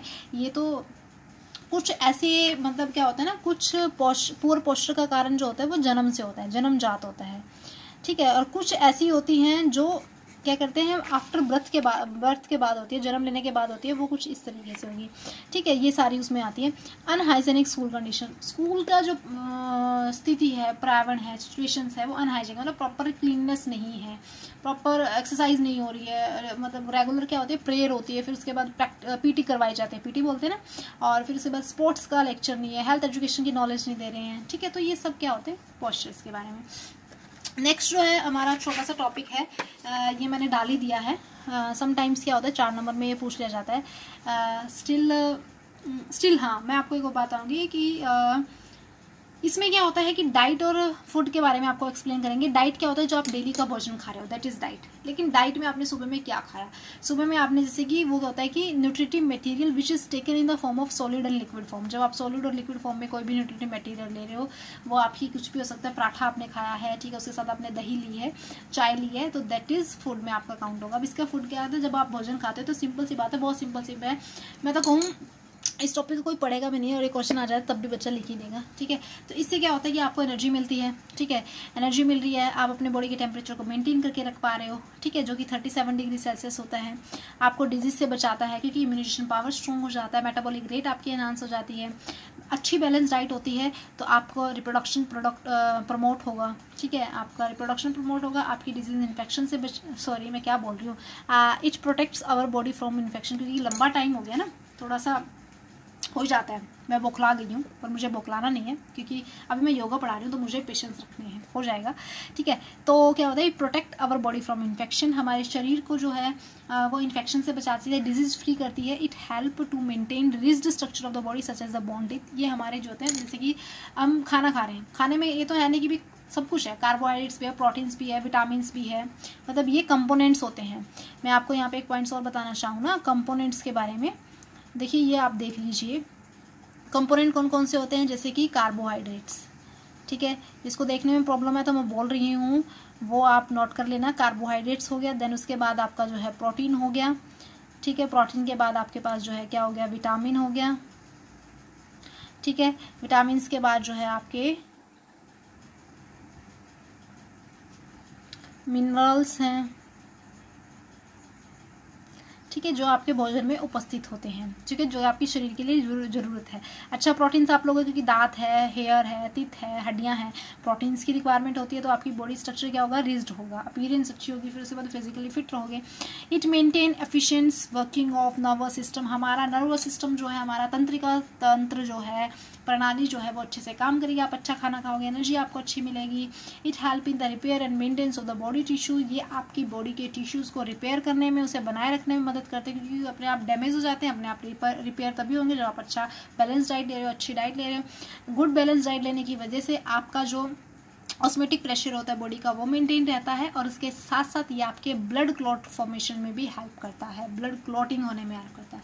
ब्लड क्लॉटिंग नहीं होगी क्योंकि विटामिन की वजह से होती है ना, विटामिन, यदि विटामिन की कमी हो जाती है, जब आपको चोट लग जाती है तो ब्लड क्लॉट नहीं करता है, ठीक है, तो ब्लड क्लॉटिंग हो जाती है, ठीक है, ऑटोमेटिक होता है। विटामिन सी, इन सब की कमी की वजह से बहुत सारी डिजीज भी हो जाती है, ठीक है। अब जैसे विटामिन ए है, उसकी वजह से क्या हो जाती है, नाइट ब्लाइंडनेस हो जाती है, ठीक है।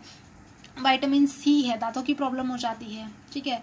उसके साथ साथ और भी है, टोकोफेरोल्स, ठीक है, एर्गोफेरोल्स, विटामिन डी, विटामिन ई हो गया, विटामिन के हो गया, vitamin B1, B2, B12, B6, मतलब ये विटामिन की डेफिशिएंसी से बहुत सारी डिजीज होती है। तो ये ऑल अबाउट था फूड के बारे में। ये जो नेक्स्ट आपका टॉपिक रहने वाला है हेल्थ एजुकेशन।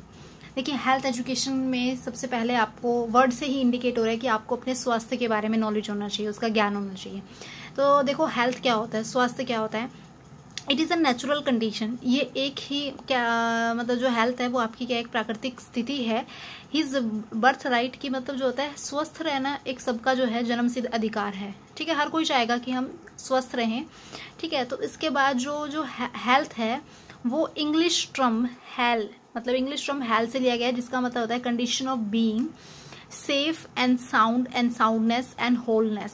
समझ रहे हो आप इस बात को कम्प्लीटली कि मतलब ये रिप्रेजेंट कर रहा है इंग्लिश टर्म से, इंग्लिश डिक्शनरी से निकाला गया है, ठीक है। WHO के हिसाब से हेल्थ को किस तरीके से डिटरमाइन किया गया है, हेल्थ को बहुत ही ब्रॉड और पॉजिटिव मैनर में डिटरमाइन किया गया है कि जो हेल्थ होती है वो स्टेट होती है, कैसी अवस्था है जो कि completely physical, mental and socially जो है वेल बीइंग हो। मतलब हेल्थ क्या है, एक ऐसी अवस्था है कि व्यक्ति आपका जो है भौतिक रूप से भी मतलब फिजिकली भी फिट रहना चाहिए, मेंटली भी आपका स्टेबल रहना चाहिए और सोसाइटी में भी वो क्या होता है प्रॉपरली ग्रो करें, ठीक है।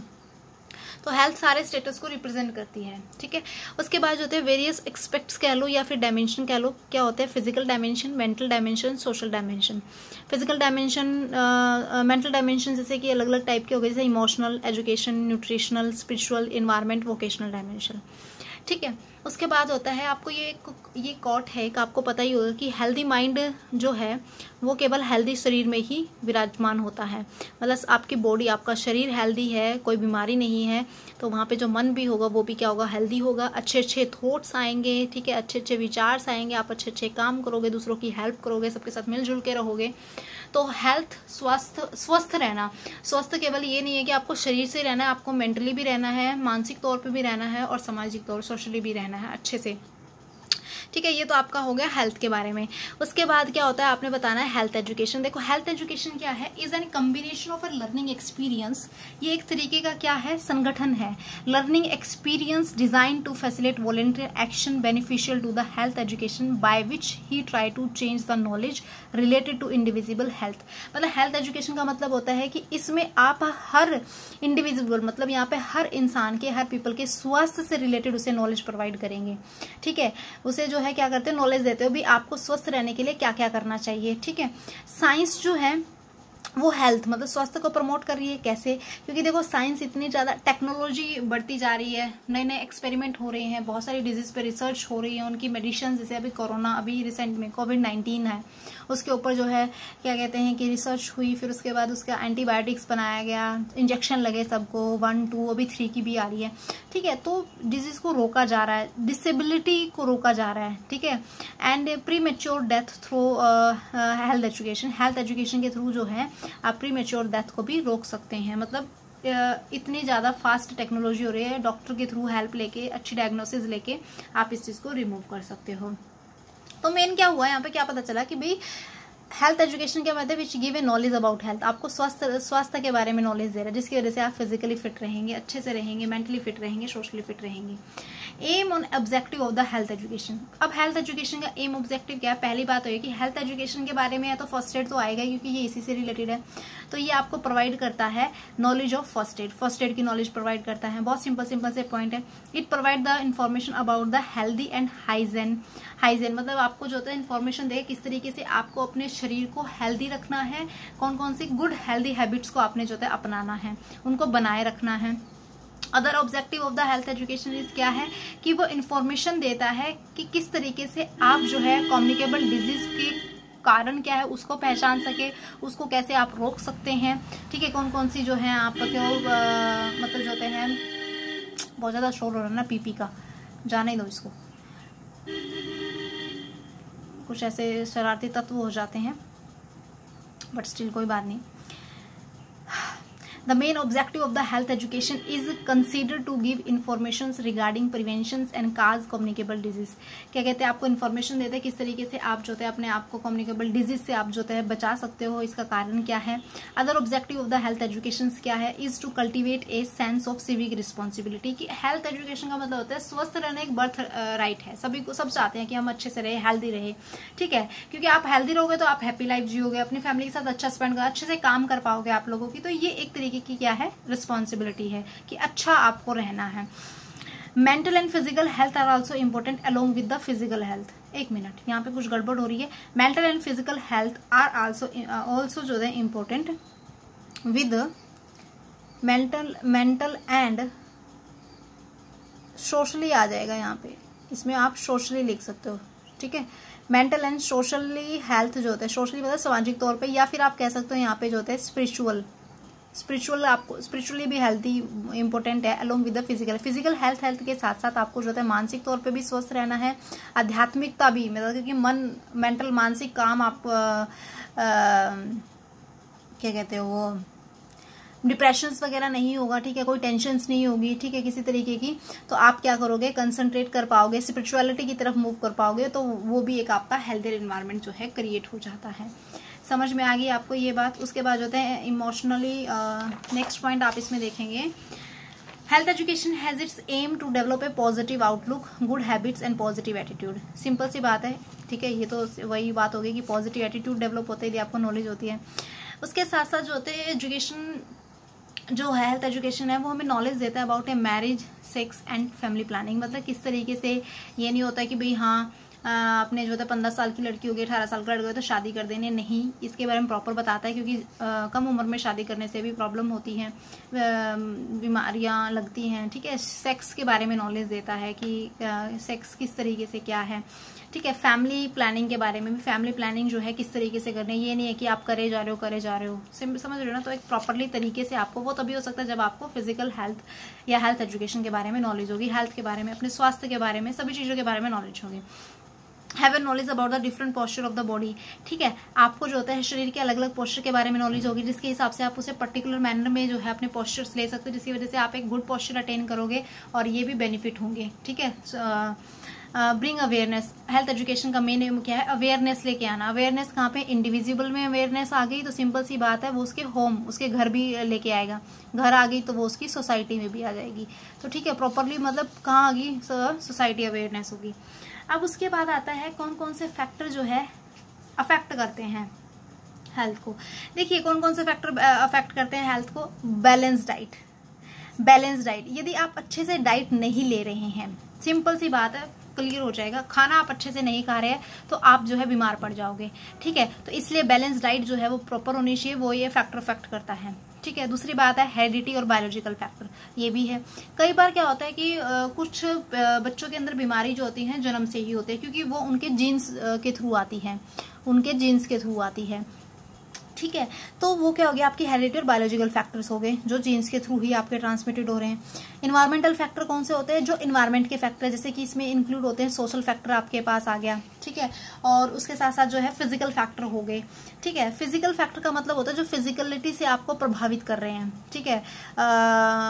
फिजिकलिटी मतलब ये हो गया कि आप जो है देख पा रहे हैं, भौतिक संसार में जो आप देख पा रहे हैं, जैसे कि क्या होगा, काम का बर्डन है आपके पास, ठीक है। उसके साथ साथ जो होता है ये सब है उसी में आता है। कभी ये सोचो कि भी फिजिकल क्या है, फिजिकल का मतलब यही नहीं होता है कि आप एक समझ रहे हो ना, फिजिकल मतलब भौतिकता जो आप अपने सेंस ऑर्गन से देख पा रहे हैं, जिसमें आपके जो है क्या क्या आते हैं, रिवर्स आ गए, फॉरेस्ट आ गया, सन आ गया, ये सारे फिजिकल वर्ल्ड में आते हैं। तो जैसे कि फैमिली का प्रेशर्स हो गया, रिलेशनशिप अच्छे नहीं चल रहे हैं, ठीक है। उसके बाद काम का बहुत ज़्यादा बर्डन है, ठीक है, बच्चों की टेंशन्स है, तो ये सारे फैक्टर हो गए फिजिकल फैक्टर। सोशल फैक्टर कौन से हो गए, सोशल फैक्टर एक आपकी सोसाइटी से रिलेटेड जो प्रॉब्लम्स होती हैं वो भी अफेक्ट करेंगी, तो ये भी एक आपके स्वास्थ्य को प्रभावित करती है। इम्यूनाइजेशन की बात करती है, बहुत इंपॉर्टेंट है। जिसका इम्यूनिटी सिस्टम अच्छा नहीं होगा, बार बार टाइम पर इंजेक्शन नहीं रहा, प्रॉपरली उसका बैलेंस डाइट नहीं है, योगा नहीं कर रहा है, एक इसमें होते हैं योगा भी आ जाएगा जो हेल्थ को प्रभावित करता है, ये हेल्थ के फैक्टर हैं, तो ये आपके अफेक्ट करते हैं हेल्थ को। वे ऑफ लिविंग, यदि आपका रहने का तरीका, जीने का तरीका सही नहीं है, कहने का मतलब आप प्रॉपर टाइम पे सो नहीं रहे हो, ठीक है, प्रॉपर डाइट नहीं ले रहे हो, योगा नहीं कर रहे हो, ठीक है। उसके बाद होते हैं कि आप सुबह जल्दी नहीं उठ रहे हो, ठीक है, वॉक पे नहीं जा रहे हो, ड्रग्स ले रहे हो, स्मोकिंग कर रहे हो, ठीक है, अल्कोहलिज्म कर रहे हो, तो ये भी आपके हेल्थ को प्रभावित करते हैं। बॉडी पोस्चर, देखो पोस्चर्स आप इस पूरी उसको देखोगे ना तो एक दूसरे से कोरिलेट कर पाओगे। यदि आपके बॉडी का पोस्चर्स वेल नहीं है, डिफॉर्मिटीज है, तो वो भी आपके स्वास्थ्य को प्रभावित करते हैं। यदि गुड पोस्चर्स है तो सिंपल सी बात है, आपकी क्या होगी, स्पिरिचुअल वैल्यू भी बढ़ेगी, आपकी फिजिकल फिटनेस भी, अपीयरेंस भी होगी, उसके साथ साथ इकोनॉमिकल वैल्यू सब बढ़ेगी। प्रॉपर फिजिकल एक्सरसाइज योगा ये होनी चाहिए, अदरवाइज आप हेल्दी नहीं रहोगे। पर्सनल क्लीननेस, आपको अपने आप की भी सफाई रखनी है, अपने शरीर की, अपने आसपास, अपने चारों तरफ हैंड वॉश करना है। आप किचन जाते हैं, कुछ खाते पीते हैं, उस दौरान भी जब आप टॉयलेट से बाहर आते हैं तो अच्छे से फ्लश वाटर करो, फ्लश आउट करो। तो ये सारी कंडीशंस होती है। सोशो इकोनॉमिकल कंडीशंस क्या होती है, मतलब सोशल मतलब जो सोसाइटी से, इकोनॉमिक्स आर्थिक स्थिति से जुड़ी होती है, और ये एक इंसान की हेल्दियर स्टेटस के बारे में बताती है, ये दोनों की दोनों सिचुएशंस। मान लीजिए कि कहने का अर्थ ये है कि एक पर्सन है, ठीक है, तो और उसके पास जो है क्या कहते हैं अच्छी जॉब भी है, अच्छा घर भी है, अच्छे पैसे भी कमा रहा है, तो वो उसकी सोशो इकोनॉमिकल कंडीशन को रिप्रेजेंट करता है। मतलब वो हर जगह से क्या है, हेल्दियर है। तो ये भी एक हेल्दी उसको, यदि किसी के पास नहीं है तो उसको टेंशन रहेगी, टेंशन से बीमारियां ही होती हैं, ठीक है। यदि एक हेल्थ सर्विसेज में नेक्स्ट पॉइंट है, यदि एक नेशन जो है, यदि एक राष्ट्र इंटरनेशनल, यदि एक सोसाइटी, यदि एक हाउस अपने इंडिविजुअल को, सोसाइटी अपने जो होते हैं कॉलोनी में रहने वाले जितने भी हाउस हैं, ठीक है, एक नेशन जो है, राष्ट्र है, उसमें जितने भी डिस्ट्रिक्ट हैं, स्टेट्स हैं, यदि उनको प्रॉपर हेल्थ की रिगार्डिंग जितनी भी प्रॉब्लम्स है या जितनी भी कॉन्सिक्वेंस है या जितनी भी सर्विसेज वो अच्छे से प्रोवाइड करेगा, तो क्या होगा, एक हेल्दी नेशन बनेगा, हेल्दी सोसाइटी बनेगी, हेल्दी इंडिविजुअल बनेगा, ठीक है। तो ये सारे के सारे क्या होते हैं, फैक्टर थे जो आपके उसको अफेक्ट करते हैं, आपकी हेल्दी स्टेटस को। तो ये इस तरीके से इसलिए बताए गए हैं ताकि आपके पॉइंट्स जो है आपके दिमाग में रहें। आपके पॉइंट्स दिमाग में रहेंगे तो आप लिख भी सकते हैं, और मैंने आपको बताया भी है तो आप उन्हें नोट भी कर सकते हैं। समझ में आ गया। नेक्स्ट इसमें पॉइंट आता है कि टीचर का क्या रोल होता है हेल्थ एजुकेशन प्रोग्राम में या हेल्थ प्रोग्राम में। तो ये इंपॉर्टेंट है, ये जो क्वेश्चन है ये भी 16 मार्क्स में पूछा जाता है, ये ध्यान रखना है आपने। तो इसमें मैं आपको बताऊं तो इसमें सबसे पहला रोल है मेडिकल एग्जामिनेशंस। देखिए मेडिकल एग्जामिनेशन का मतलब क्या है, नाम ही इंडिकेट कर रहे हैं, ज़्यादा कुछ है भी मेडिकल एग्जामिनेशन होगा, मतलब डॉक्टर्स आएंगे, चेकअप करेंगे बच्चों का, तो वो क्वार्टरली होना चाहिए। मतलब ये है कि साल में जैसे 12 महीने होते हैं, तो हर जो होते हैं 4 बार हो, 4 3 12, मतलब हर 3 महीने बाद उनका चेकअप हो, ठीक है। फिर उसके बाद नेक्स्ट पॉइंट है to check out the plan. Check out the plan का मतलब होता है जैसे जैसे सेशन शुरू होता है, मान लो कि अब 2022 से 2023 का शुरू हो गया, 2021 से 2022 का सेशन जब बना, जो भी स्पोर्ट्स टीचर होते हैं, जो भी एडमिनिस्ट्रेटर है स्कूल का, या स्कूल के जो भी क्लैरिकल है, प्रिंसिपल है या हेड हो गए जो भी है, तो वो स्टार्टिंग में ही क्या बनाएंगे, एक प्लान बनाएंगे, ठीक है, जो कि हेल्थ से रिलेटेड होगा, हेल्थ एजुकेशन का होगा, फिजिकल प्रोग्राम्स जो होंगे पूरे साल के एडवांस में बना के रख लेंगे, कहाँ पे हमें टूर्नामेंट्स करने हैं, कौन से गेम्स खेलने हैं, कौन से, मतलब इस तरीके से सब कुछ। तो ये एक टीचर का रोल है हेल्थ एजुकेशन प्रोग्राम में, ठीक है। बच्चे को हेल्दियर रखने में एक टीचर का रोल रहता है, ये भी आ जाए तो भी आप यही आंसर लिखेंगे। Teacher has to be supervise the total school. Teacher जो है वो पूरे स्कूल को सुपरवाइज करता है, मतलब देखता है, निगरानी करता है, निरीक्षण करता है, ठीक है, उनके हेल्थ प्रोग्राम को निरीक्षण करता है, जैसे कि हेल्थ सर्विस प्रॉपरली मिल रही है, हेल्थ इंस्ट्रक्शन हो रही है नहीं हो रही है, हेल्थफुल इन्वायरमेंट है या नहीं है। तो आप इसके अंदर जो है हेडिंग डाल के क्या कर सकते हो, सुपरविजन का आप पॉइंट इसमें डाल सकते हो। तीसरा पॉइंट आपका ये बन जाएगा, समझ रहे हो। हेल्थ एजुकेशन प्रोग्राम आ जाए या हेल्थ प्रोग्राम आ जाए या हेल्थ, एक टीचर का हेल्दियर इन्वायरमेंट प्रोवाइड करने में क्या काम है, तो आप ये ऐड कर सकते हो।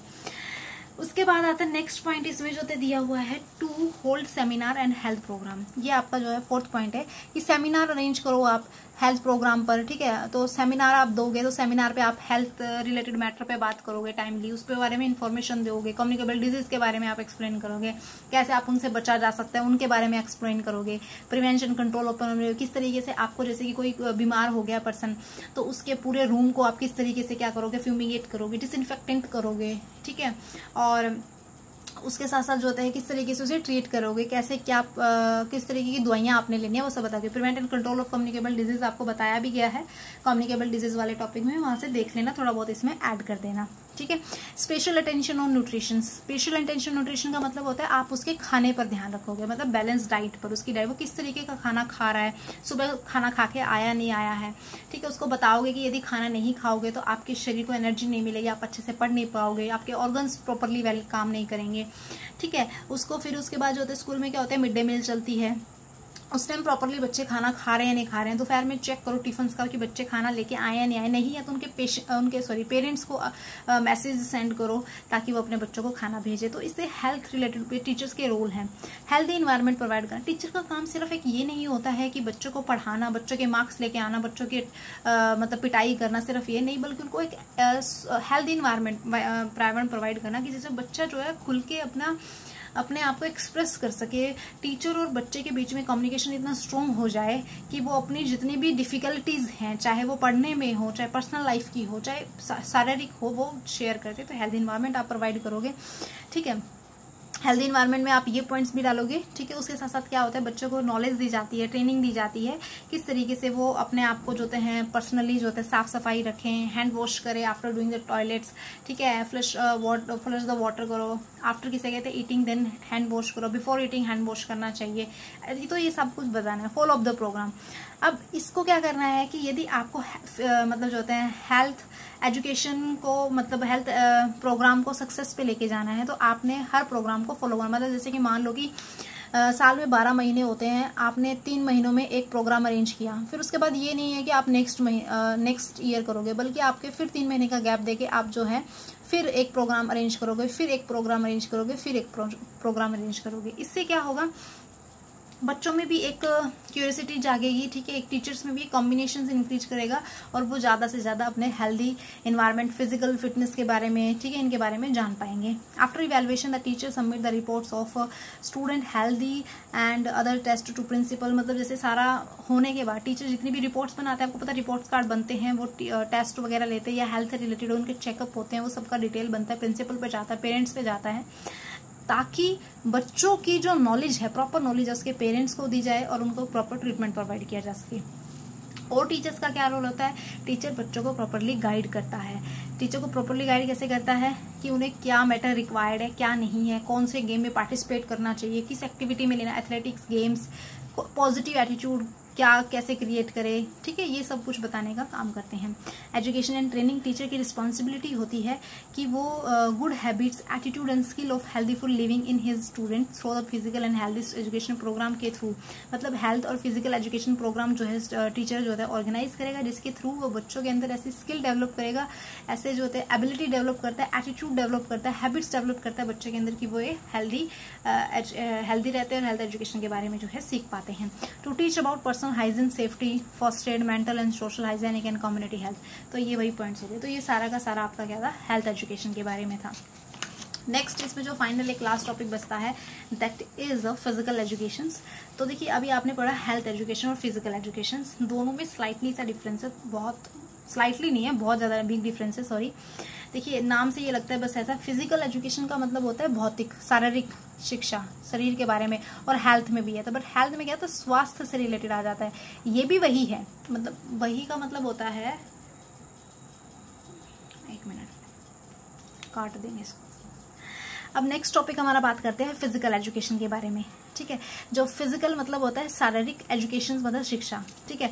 फिजिकल वर्ड किससे रिलेटेड है, आपके शरीर से रिलेटेड है, उसके कैरेक्टरिस्टिक्स क्या है, स्ट्रेंथ क्या है, फिटनेस क्या है, अप्रोचेस क्या है, ठीक है। किस तरीके से आपकी बॉडी काम करती है या किस तरीके से आप किसी एक्टिविटी को परफॉर्म करने के लिए उसके लिए दी गई गाइडेंस जो है, दैट इज एजुकेशन, ठीक है। तो आप देखिए orderly instruction for the physical activity, कोई भी फिजिकल एक्टिविटी आपने परफॉर्म करना है, कोई गेम खेलना है, किसी एथलेटिक्स में जाना है या कोई भी काम करना है आपने, ठीक है, उसके लिए क्या होता है, एक पर्टिकुलर मैनर में मतलब क्या होता है, ऑर्डर होता है, एक सीक्वेंस होती है जिसके जो कि जरूरी होती है for the development and growth of individual, जो कि जरूरी होती है उनके हैप्पी लाइफ के लिए, जो कि जरूरी होते हैं कि ह्यूमन बॉडी में वो स्किल्स डेवलप करे ताकि वो हेल्दी रह सके, ठीक है।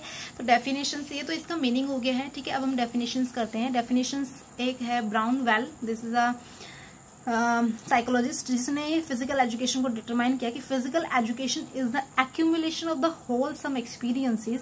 ये क्या है, एक्यूमुलेशन है, इट इज अ कलेक्शन है, बहुत सारे एक्सपीरियंसेस का, अनुभव का, through the participation in large muscle activity.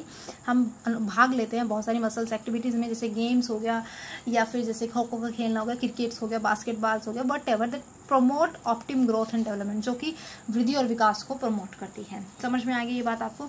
उसके बाद आता है कि बहुत सारे मिसकंसेप्शन है फिजिकल एजुकेशन को लेकर। मिसकंसेप्शन का मतलब होता है कि कुछ कहते हैं ना, नॉर्मल लैंग्वेज में क्या बोलते हैं, मिसअंडरस्टैंडिंग नहीं हो जाते किसी के बीच में ऐसे। तो बहुत सारे मिसकंसेप्ट बने हुए हैं। बहुत सारे लोग सोचते हैं कि जैसे कुछ कंसेप्ट ऐसे हैं जो कि फिजिकल एजुकेशन ही है, बट कुछ बहुत सारे मिसकंसेप्ट बने हुए हैं। मिसकंसेप्शन का मतलब ये होते हैं, जैसे कि कई लोगों का मानना है कि फिजिकल एजुकेशन ही गेम है, पर ये गलत है, ऐसा नहीं है। फिजिकल एजुकेशन एक गेम नहीं है, बल्कि प्ले जो गेम है वो फिजिकल एजुकेशन का क्या है, हिस्सा है। देखिए गेम में क्या होता है, गेम में क्या होता है ये मैंने यहाँ पे एक्सप्लेन भी किया हुआ है, आपको मैं दिखा देती हूँ, बट स्टिल देखिए एक बार, फिजिकल एजुकेशन गेम क्या है, गेम में किसी तरीके का कोई सुपरविजन नहीं होता, कोई इंस्ट्रक्शन नहीं होती, चिल्ड्रन को छोड़ दिया जाता है, बच्चे खेलते रहते हैं।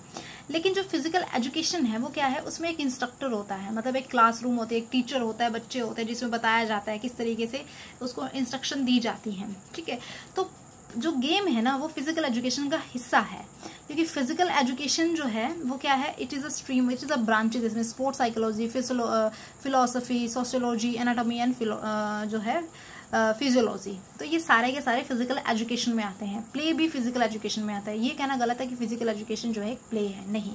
ठीक है, ये मिसकंसेप्ट है।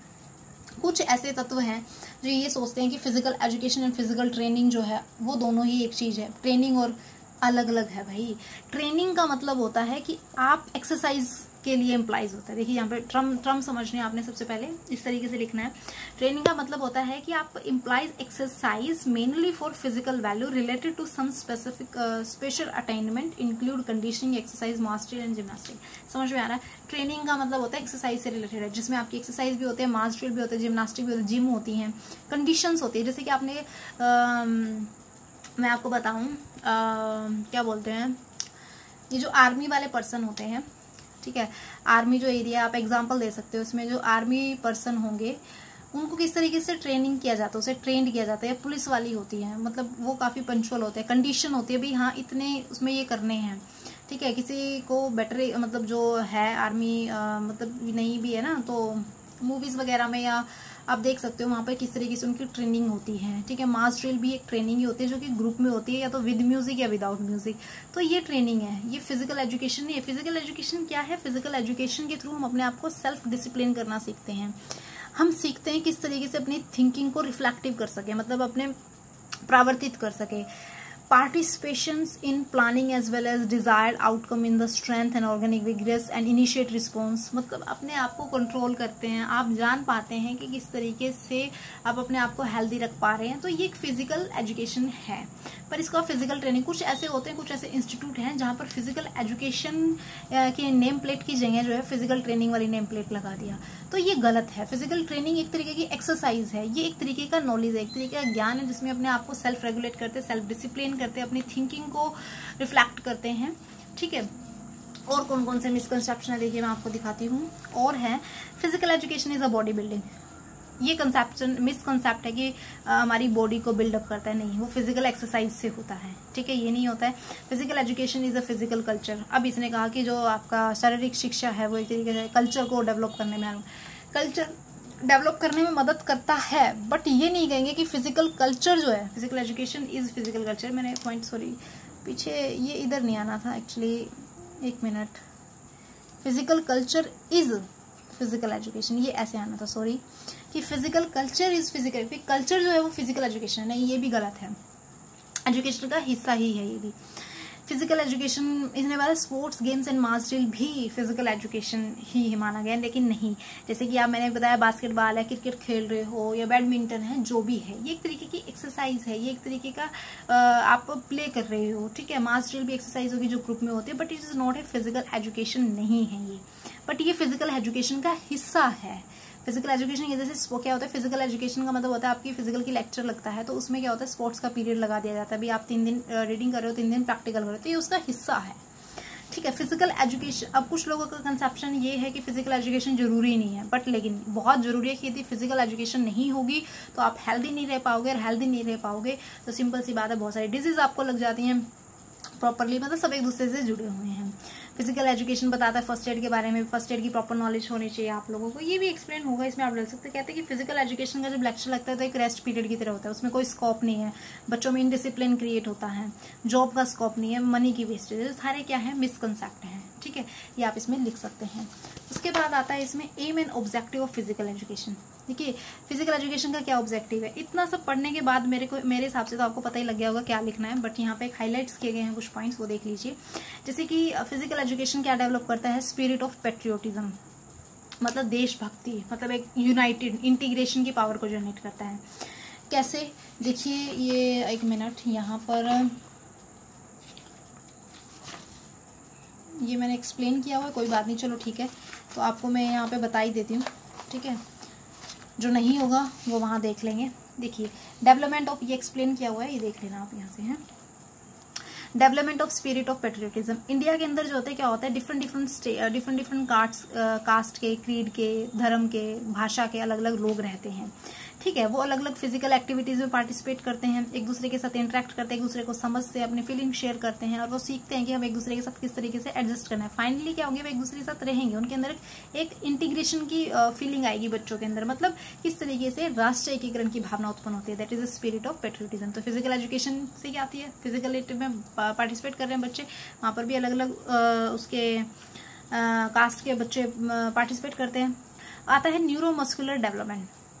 न्यूरोमस्कुलर डेवलपमेंट कैसे, ये भी देखिए कैसे, देखिए बहुत सारी फिजिकल एक्टिविटीज, देखो मैंने बताया physical activities and training it is a part of the physical education, समझने की कोशिश करें, it is a part of the physical education, जो कि प्रोवाइड करते हैं बहुत सारी अपॉर्चुनिटी, अवसर देता है, जिसकी वजह से आप अपने न्यूरोमस्कुलर कोऑर्डिनेशन को बेटर कर सकते हो। फाइनली आप एक स्किल डेवलप कर सकते हो, अपने अंदर उतनी एफिशिएंसी लेके आ सकते हो कि आप एक प्रॉपर मूवमेंट करो, ठीक है। न्यूरोमस्कुलर कोऑर्डिनेशन अच्छा होने की वजह से इंडिविजुअल जो होता है बहुत सारी सिंपल मूवमेंट शो कर पाता है, जैसे कि थ्रोइंग करना, कुछ चीजें फेंकना, चढ़ाई करना, कैच करना, कूदना, भागना, रेसलिंग करना, स्विमिंग करना, डांसिंग हो गया, चलना हो गया, रेसिंग करना एक्सेट्रा, ये सारी के सारे, ठीक है। उसके बाद आता है इमोशनल डेवलपमेंट में भी मदद करता है। इमोशंस क्या होते हैं, पहले तो देखो इमोशंस क्या होते हैं, सिंपैथी, किसी के प्रति सहानुभूति होना, एक मिलजुल के काम करना, गुस्सा आना, जेलसी होना, एंजाइटी हो जाना, इगोइज्म हो जाना, स्ट्रेस, डिप्रेशन, ये सब है। ये सब के सब आप ओवरकम कर सकते हो कैसे, जब आप फिजिकल एक्टिविटी में पार्टिसिपेट करते हो। मान लो कि एक बच्चे को, जैसे कि ये बच्चा है, इसको दूसरे बच्चे की जो कामयाबी है उससे वो हो जाती है, मतलब इसने अच्छे स्कोर बनाए, इसने कम बनाए, वो कम किए जा सकते हैं जब ये एक दूसरे के साथ मिलके खेलेंगे, एक दूसरे के साथ बात करेंगे, शेयर करेंगे, तो आप अपने इमोशनल को भी कंट्रोल कर पाते हो, बैड इमोशंस को, तो इमोशनली डेवलपमेंट होते हो, समझ रहे हो ना। कैरेक्टर डेवलपमेंट की बात आती है, फिजिकल एजुकेशन का ही अदर एम है, ऑब्जेक्टिव है, कैसे, देखिए हर इंसान, the physical education aim to develop a civilised behaviour among the rising generation, समझ रहे हो इस बात को।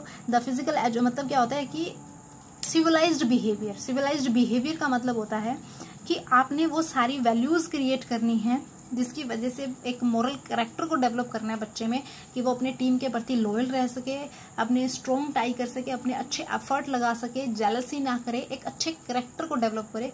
तो ये भी एक फिजिकल एजुकेशन का हिस्सा होता है। फिजिकली वेलबींग, जिसको फिजिकल एजुकेशन की नॉलेज होगी वो फिजिकली वेलबींग रहेगा, मतलब फिजिकली फिट रहेगा, ठीक है। उसकी स्ट्रेंथ अच्छी होगी तो वो अच्छे से प्ले करेगा, प्रॉपर फंक्शन करेगा, उसके ऑर्गन्स, होल सिस्टम जो हो गया, ये सारे के सारे पॉसिबल है फिजिकल एजुकेशन की नॉलेज होने से। वो हेल्दी रहेगा, सिंपल सी बात है, योगा करेगा, सब आता है। Development of personality, aim and objective of the physical education is attainment of the sportsmanship का बनना, लीडरशिप होना, पॉजिटिव मेंटल क्वालिटीज आना, सेल्फ कॉन्फिडेंस होना, अपने आप को उत्तेजित करना, इनिशिएट करना, डिसिप्लिन में रहना, कंट्रोल, रेगुलेशन, अलर्टनेस, ये सारी की सारी जो रिस्पॉन्सिबिलिटी है, ये सारे के सारे जो ट्रेट्स है, गुण है, एक बहुत जरूरी है टीचर के लिए भी एज वेल एज बच्चों के लिए भी, ताकि वो अपनी इन पर्सनालिटीज को डेवलप कर सके, पर्सनालिटी को डेवलप कर सके। नेक्स्ट इसमें पॉइंट्स आता है development of desirable social character and conduct. देखिए एक गुड जो एक अच्छा फिजिकल जो एजुकेटर होगा, एक फिजिकल जो मतलब एजुकेटर मतलब टीचर होगा, वो एक ऐसे प्लान बनाता है, एक एक्टिविटी डिजाइन करता है जो कि जिसपे हर इंडिविजुअल जो होते हैं सोशल एक्टिविटीज को, क्वालिटीज को सीख पाता है। सोशल एक्टिविटी क्वालिटी किस तरीके से हमें एक दूसरे के प्रति रिस्पेक्ट करनी है, किस तरीके से मिलकर काम करना है, फ्रेंडशिप की होगी, ठीक है, किस तरीके से हमें एक दूसरे की मदद करनी है, ईमानदारी से करनी है, लॉयल्टी दिखानी है, एक दूसरे के प्रति सहानुभूति होनी है, मतलब ये सब है, एक दूसरे को किस तरीके से सपोर्ट करना है, समझ रहे हो। तो डेवलपमेंट ऑफ फंक्शनल नॉलेज का मतलब होता है आपको फर्स्ट एड की नॉलेज होती है, फिजिकल एक्सरसाइज की होती है, healthy and procedure, healthy habits की वो होगी। देखो एक दूसरे से आप इसको पढ़ोगे तो आपको लगेगा कि एक जैसा ही है, कनेक्टेड है, बट बेसिकली आपका जो नेक्स्ट पॉइंट है डेवलपमेंट ऑफ डिजायरेबल नॉलेज।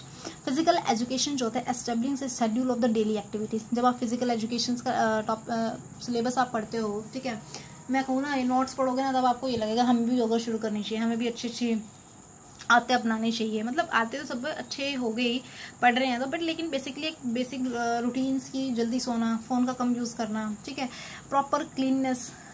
यदि टीचर अपना नीट, क्लीन, ऑर्डरली, पंचुअल है, रेगुलर है, तो वो बच्चों को के अंदर इस तरीके की हैबिट्स जो होता है डेवलप करने में क्या करता है, हेल्प करता है, ठीक है। फिर उसके बाद जो होते हैं, अभी इसमें मैंने आपको 9 पॉइंट एक्सप्लेन कर दिए हैं और आई होप इसमें एक पॉइंट रह गया होगा, वो देख लो एक बार। ये वाला पॉइंट्स हो गया। हेल्दी हैबिट्स डेवलप करता है, emotion, character development, personality, almost हो ही गए हैं, ठीक है। तो इस तरीके का फ्लो चार्ट का मेरा मोटिव क्या है, आपने देखा होगा इस वीडियो में मोस्ट ऑफ इस तरीके से। मेरे कहने का अर्थ ये है कि इससे आपको पॉइंट्स को रिमेंबरिंग करने में जो है क्या करेगी, हेल्प रहेगी, मतलब याद रहेगा। फिर अंदर का तो आप लिख ही देंगे क्योंकि इतना आपको समझ में आ गया है, तो ठीक है ना। और वही बात है कि कम में आपको ज़्यादा सीखने को मिल रहा है, कम टाइम में आप ज़्यादा कर पाओगे, ज़्यादा लिख पाओगे और अपने पेपर को भी कवर कर पाओगे, ठीक है। अब इसमें जो लास्ट एक आपका फाइनल टॉपिक बचता है, that is a physical education is the integral part of education. कि किस तरीके से फिजिकल एजुकेशन जो है सामान्य मतलब एजुकेशन का हिस्सा है। मतलब एजुकेशन में मतलब क्या होता है, जिसमें आप सभी चीज़ें का नॉलेज लेते हो, जिसमें आपका हिंदी, इंग्लिश, ऐसा सारे होते हैं सब्जेक्ट। उसके साथ साथ फिजिकल एजुकेशन किस तरीके से आपकी शिक्षा का एक हिस्सा है, शारीरिक शिक्षा या भौतिक शिक्षा जो है किस तरीके से हिस्सा है। तो देखिए फिजिकल एजुकेशन हिस्सा है, इसको समझना भी बहुत जरूरी है। तो इसके लिए एजुकेशन के बारे में देखिए, एजुकेशन क्या है, क्या कहता है एजुकेशन, क्या है, शिक्षा क्या है।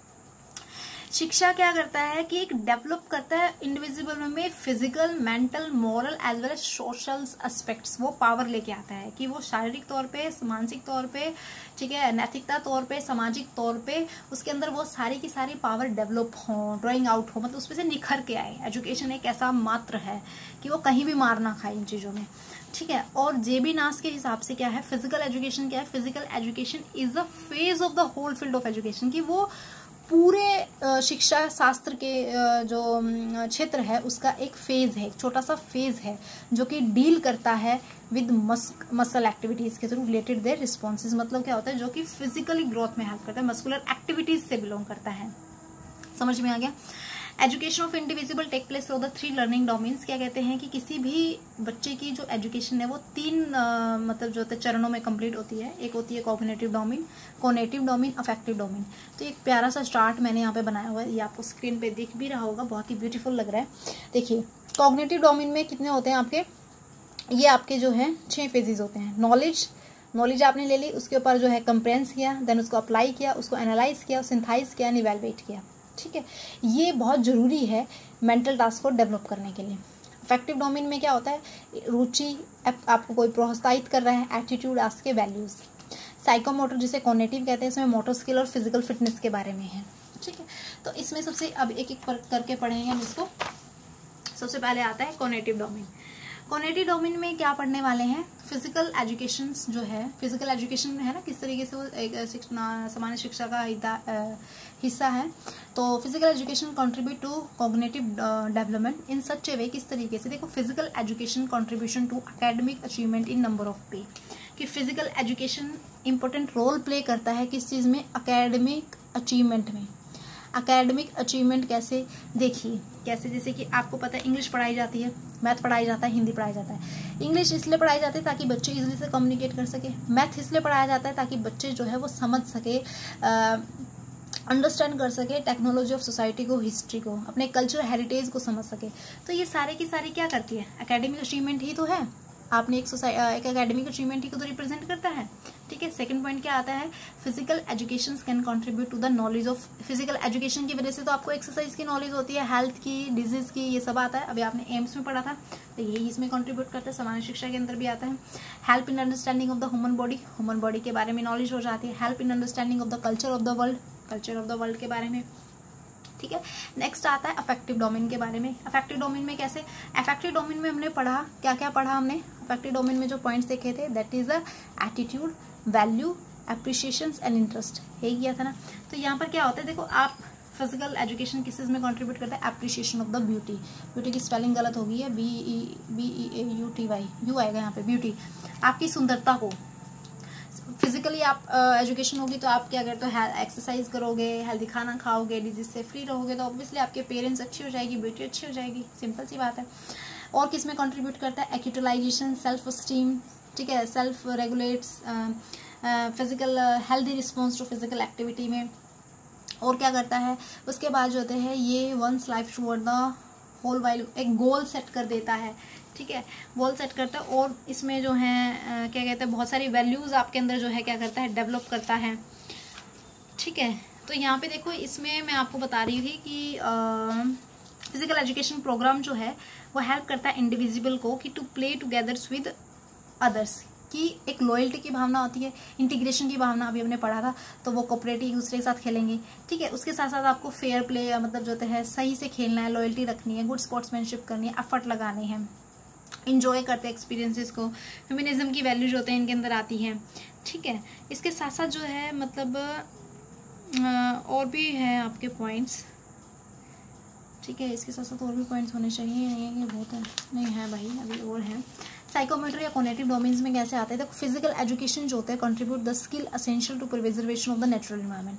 फिजिकल एजुकेशन हमें ये भी सिखाती है किस तरीके से हमने प्राकृतिक इन्वायरमेंट को प्रिजर्व करना है, बचाना है। नेचर में क्या क्या आते हैं, आपके जंगल आते हैं, वाइल्ड लाइफ भी आती हैं, जंगली जानवर आते हैं, पानी है, हवा है, मिट्टी है, किस तरीके से आप इनको प्रिजर्व करोगे, किस तरीके से इनको बचा, तो वो स्किल भी डेवलप करती है हमारे अंदर, वो एबिलिटी भी डेवलप करती है।